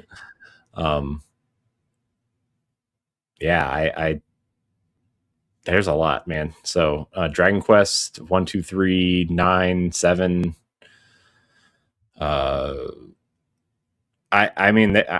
We could sit here for another hour listing off all of the RPGs on the Switch and Switch 2, but I would, if I would start with the list that we have just provided. I'm trying to think of games like Golden Sun. Golden Sun is just kind of like a traditional flow JRPG, right? It's just kind of traditional, right? Like a turn-based kind of, yeah. In that vein, like you said, Octopath Traveler, Bravely Default, right? Like, Lunar, the Suikoden games, and Lunar 1 and 2 are on Switch now. What's the spiritual successor to Suikoden? The Eiyuden Chronicles. Yes. Right. There's 2 of them. There's like that weird side-scrolling RPG, which was like the prequel, and then the quote-unquote real game. Let's see here. So yeah, and also, like, if you want Golden Sun, they're on the Game Boy Advance app. So and Dragon Quest 7 is a phenomenal game to have. Yeah, also. I'm just kind of going down my Switch list right now. Etrian Odyssey collection, I think it's on the Switch. Etrian Odyssey collection. There's Nier Automata, not really a JRPG, but more of a Persona 3, 4, and 5. Hellblade, Doom. Oh, those aren't really RPGs, though. I know. Still, you should have them. And Wolfenstein 2 is so good. Yes. Tactics Ogre Reborn is on Switch. Oh man, that's what I should play. I should play Tactics Ogre. Advance Wars. If you want something kind of I don't know, whatever. If you want strategy RPGs like Fire Emblem and Valkyria Chronicles, which we talked about, if you want 2D kind of action RPGs, Unsighted, Crosscode, Unchained Echoes, those are kind of traditional-ish. Sea of Stars is a good one. Sea of Stars, people like that. I'm in the minority. I didn't really care about it, but the Advance War remake from Way Forward. Yeah, LaRon's playing that right now, I think. But we're getting more into tactical RPGs now, though. So, and then soon we'll have Fallout 4 on Switch from Bethesda. Yeah. And there's the Elder Scrolls Oblivion remake that's coming. All right. We got Skyrim on there. Yeah, there's a lot of choices that you can play now. Yeah, we can move on from this, but hopefully those 75 games we just listed off can give you a good jump start. Yes, on that. So a lot of great RPGs out there, man. And also check the deal section of the Switch shop. Monster Hunter Stories, because Monster Hunter Stories 3 is coming out. Yes. So and Monster Hunter Rise. Check out. Yeah. Corey, before we go, what is the lock game that me and you love? That's like only $2. Hook. Yeah, man. Hook's awesome. I love that game. I'm just trying to see if there's anything that I missed here. I don't think so. I don't know. All right. Our last question of the day, Ed. Maybe if I can find the doc. Sam Hall writes in, "Hey gang, what classic series would you like to see remastered collection, a la the Tomb Raider games or the Legacy of Kain series? For me, I would love to see a Prince of Persia trilogy collection or a Final Fantasy 13 trilogy. Thanks. I would also like to see both of those." So I definitely little series called Legend of Zelda with Twilight Princess and Wind Waker. I would love a treasure collection, so I could have like Gunstar Heroes, um, um, Wario Land if they wanted to do that one. Sin of Punishment 1 and 2. Of course, Ikaruga. Some of their handheld games. Um, like Treasure has a lot of them. I think there was a Luminous collection also. Yeah, So, maybe. Yeah, I don't know if there was. but like a collection that I would love to see remastered. Um, I Oh boy, I don't. oh That last goodness. scares me. Okay, I would go for a Gears of War collection on Switch too. Gosh. Oh, you mean when I brought it up earlier or late last year, you poo-pooed the idea of a Gears Yes, remaster trilogy? Okay. yes. But now because of Switch 2 and a Pro controller, which just make it feel perfect. I would say the Gears one. Why do you hate Shoot, me? Forza Horizon 4, 5. Well, pretty much Horizon 4 I would love to have. Man, gosh. I mean, and that if we're talking Xbox games on Switch too, I mean, I would take a Fable trilogy. Yeah. Just gonna throw that out there. We've already talked about the Halo collection, so like that needs to be on Switch too. I would be for it. Yeah, I'm kind of surprised it's not like stuff like that isn't on the console yet, honestly. But I don't know. Maybe I'm just hoping and wishing and not. I don't know.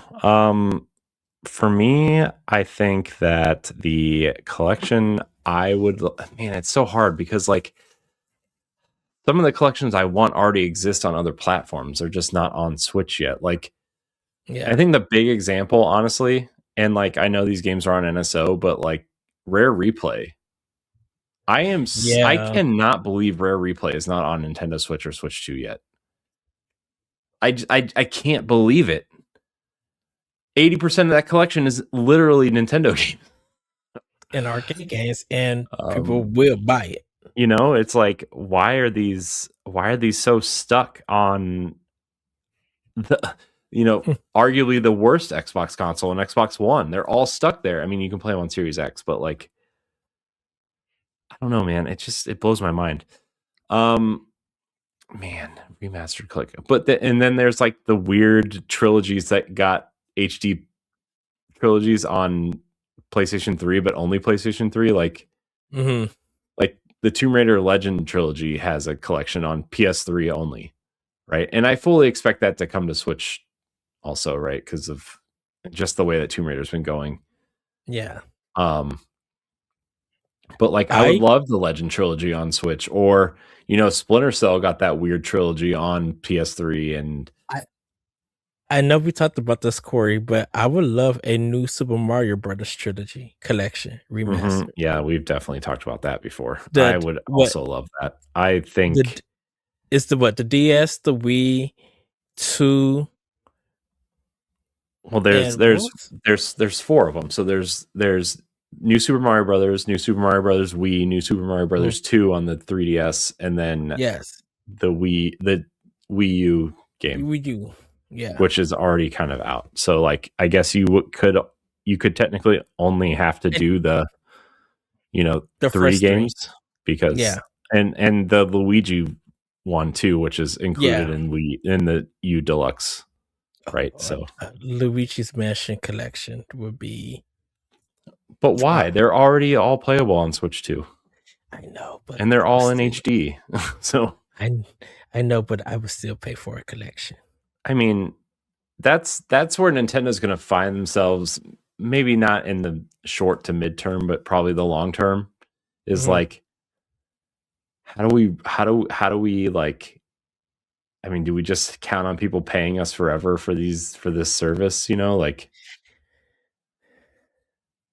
I don't know. How do you maintain this service at some point? I mean, we don't have to think about it now, right? Obviously, but like that's expansion pass for the future. Yeah, I don't know. I don't want to talk about it shutting down. I don't want to talk about negative things on this show. Oh, no. I'm tired of talking about layoffs and shutdowns and all of that nonsense. But yeah, like those are some of mine.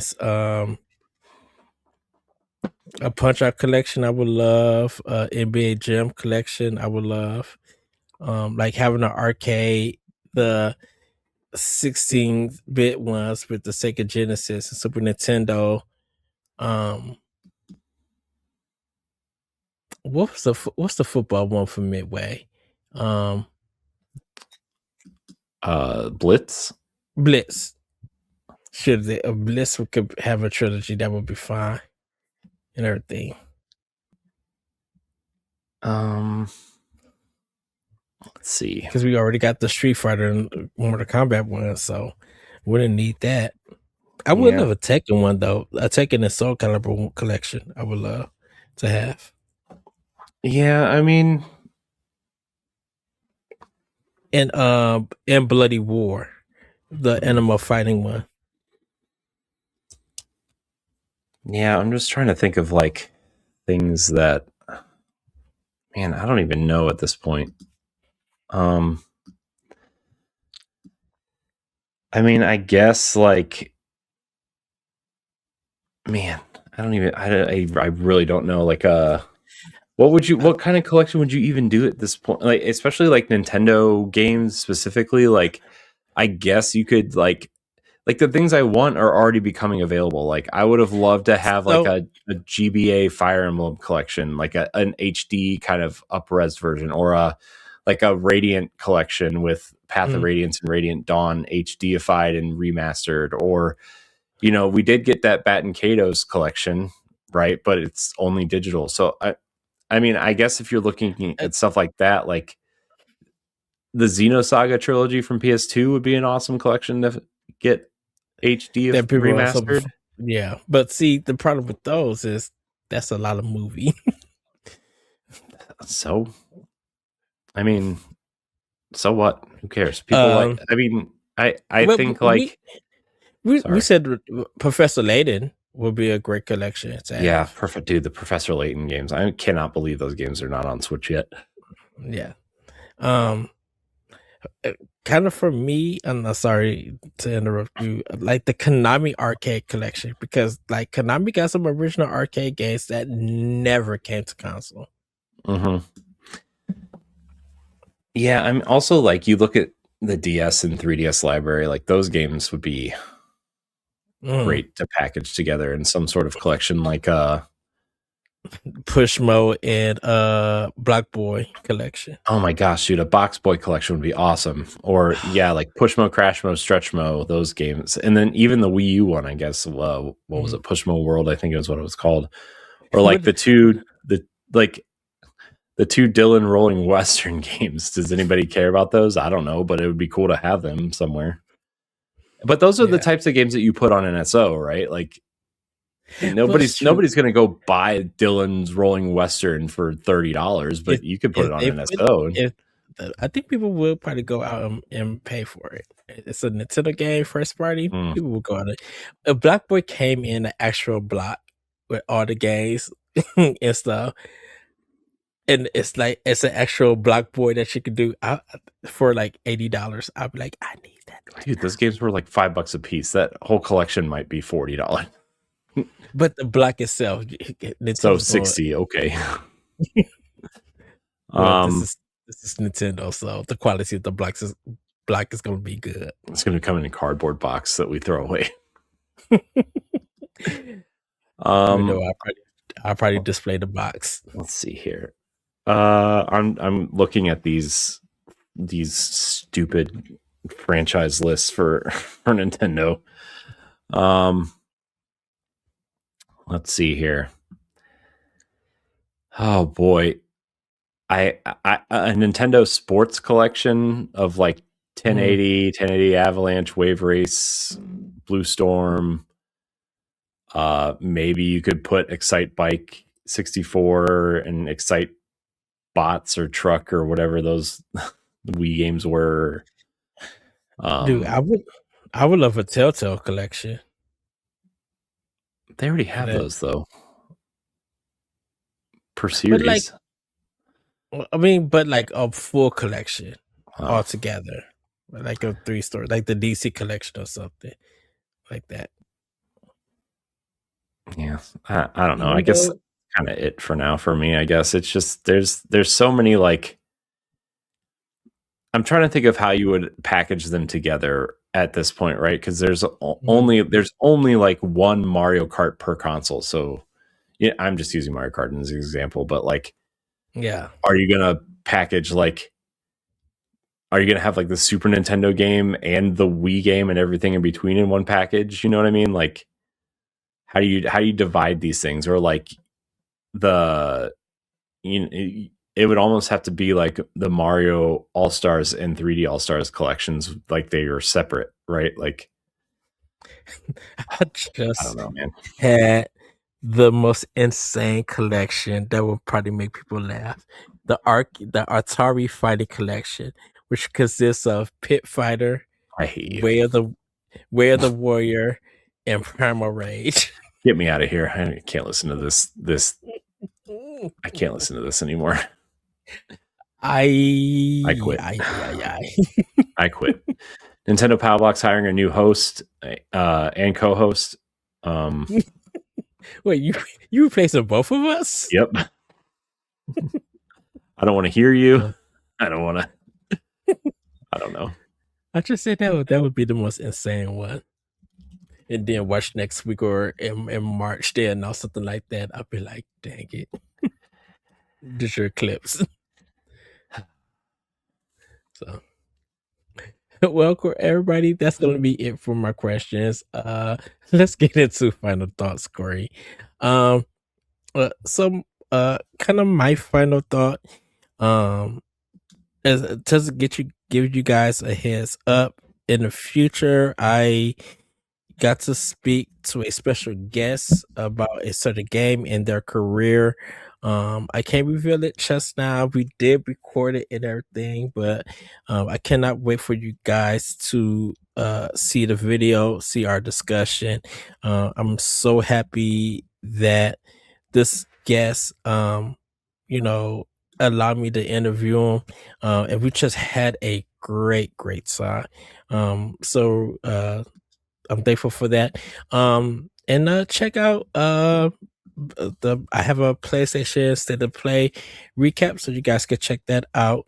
My plan is in the future to kind of collect all the showcases and try to make a list of all the games that is coming out or that's already out. So if you need to plan out what games you want to purchase or you're interested in, you can look kind of boss rush and look at that list for games for the first, I would say, 6 months, Corey, of this year. So you guys will be able to check that out. What about you, Corey? I'm just I don't know, man. I've been trying to fix some social media stuff because it's been broken and offline for a while, and that's my fault, but also like just I have not had any time to fix it. And I mean, I have a long weekend this weekend. I'm off, Saturday, Sunday, Monday because of President's Day.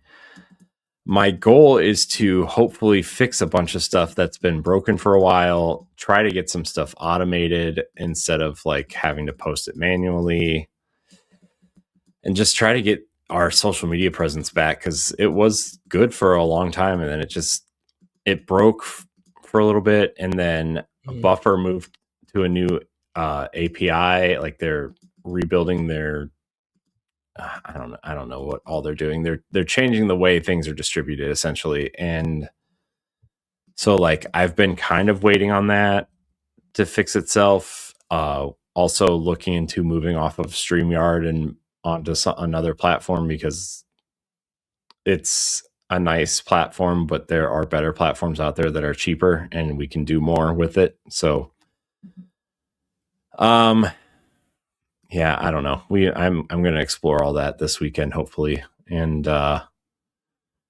hopefully nothing that you'll notice on the back end of the show proper. Hopefully you'll see more social media posts from us, but, yeah, it's kind of it. I also haven't felt very good the last couple days, just kind of like burnt out, kind of tired and working a lot lately, and just trying to like catch up on life things. So, and also tomorrow's Valentine's Day, and going to spend some time with that family. Yeah. I'm going to be spending time at work and dealing with nonsense. So cool. Yay. So,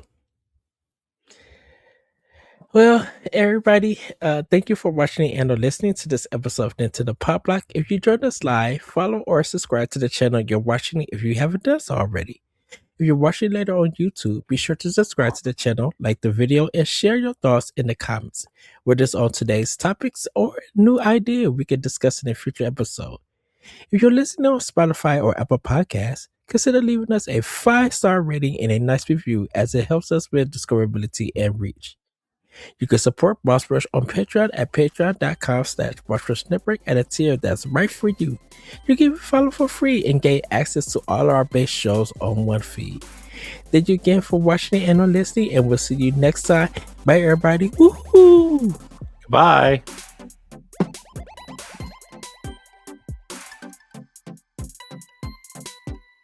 If you want to see how you can become a Patreon producer, head on over to patreon.com/BossRushNetwork.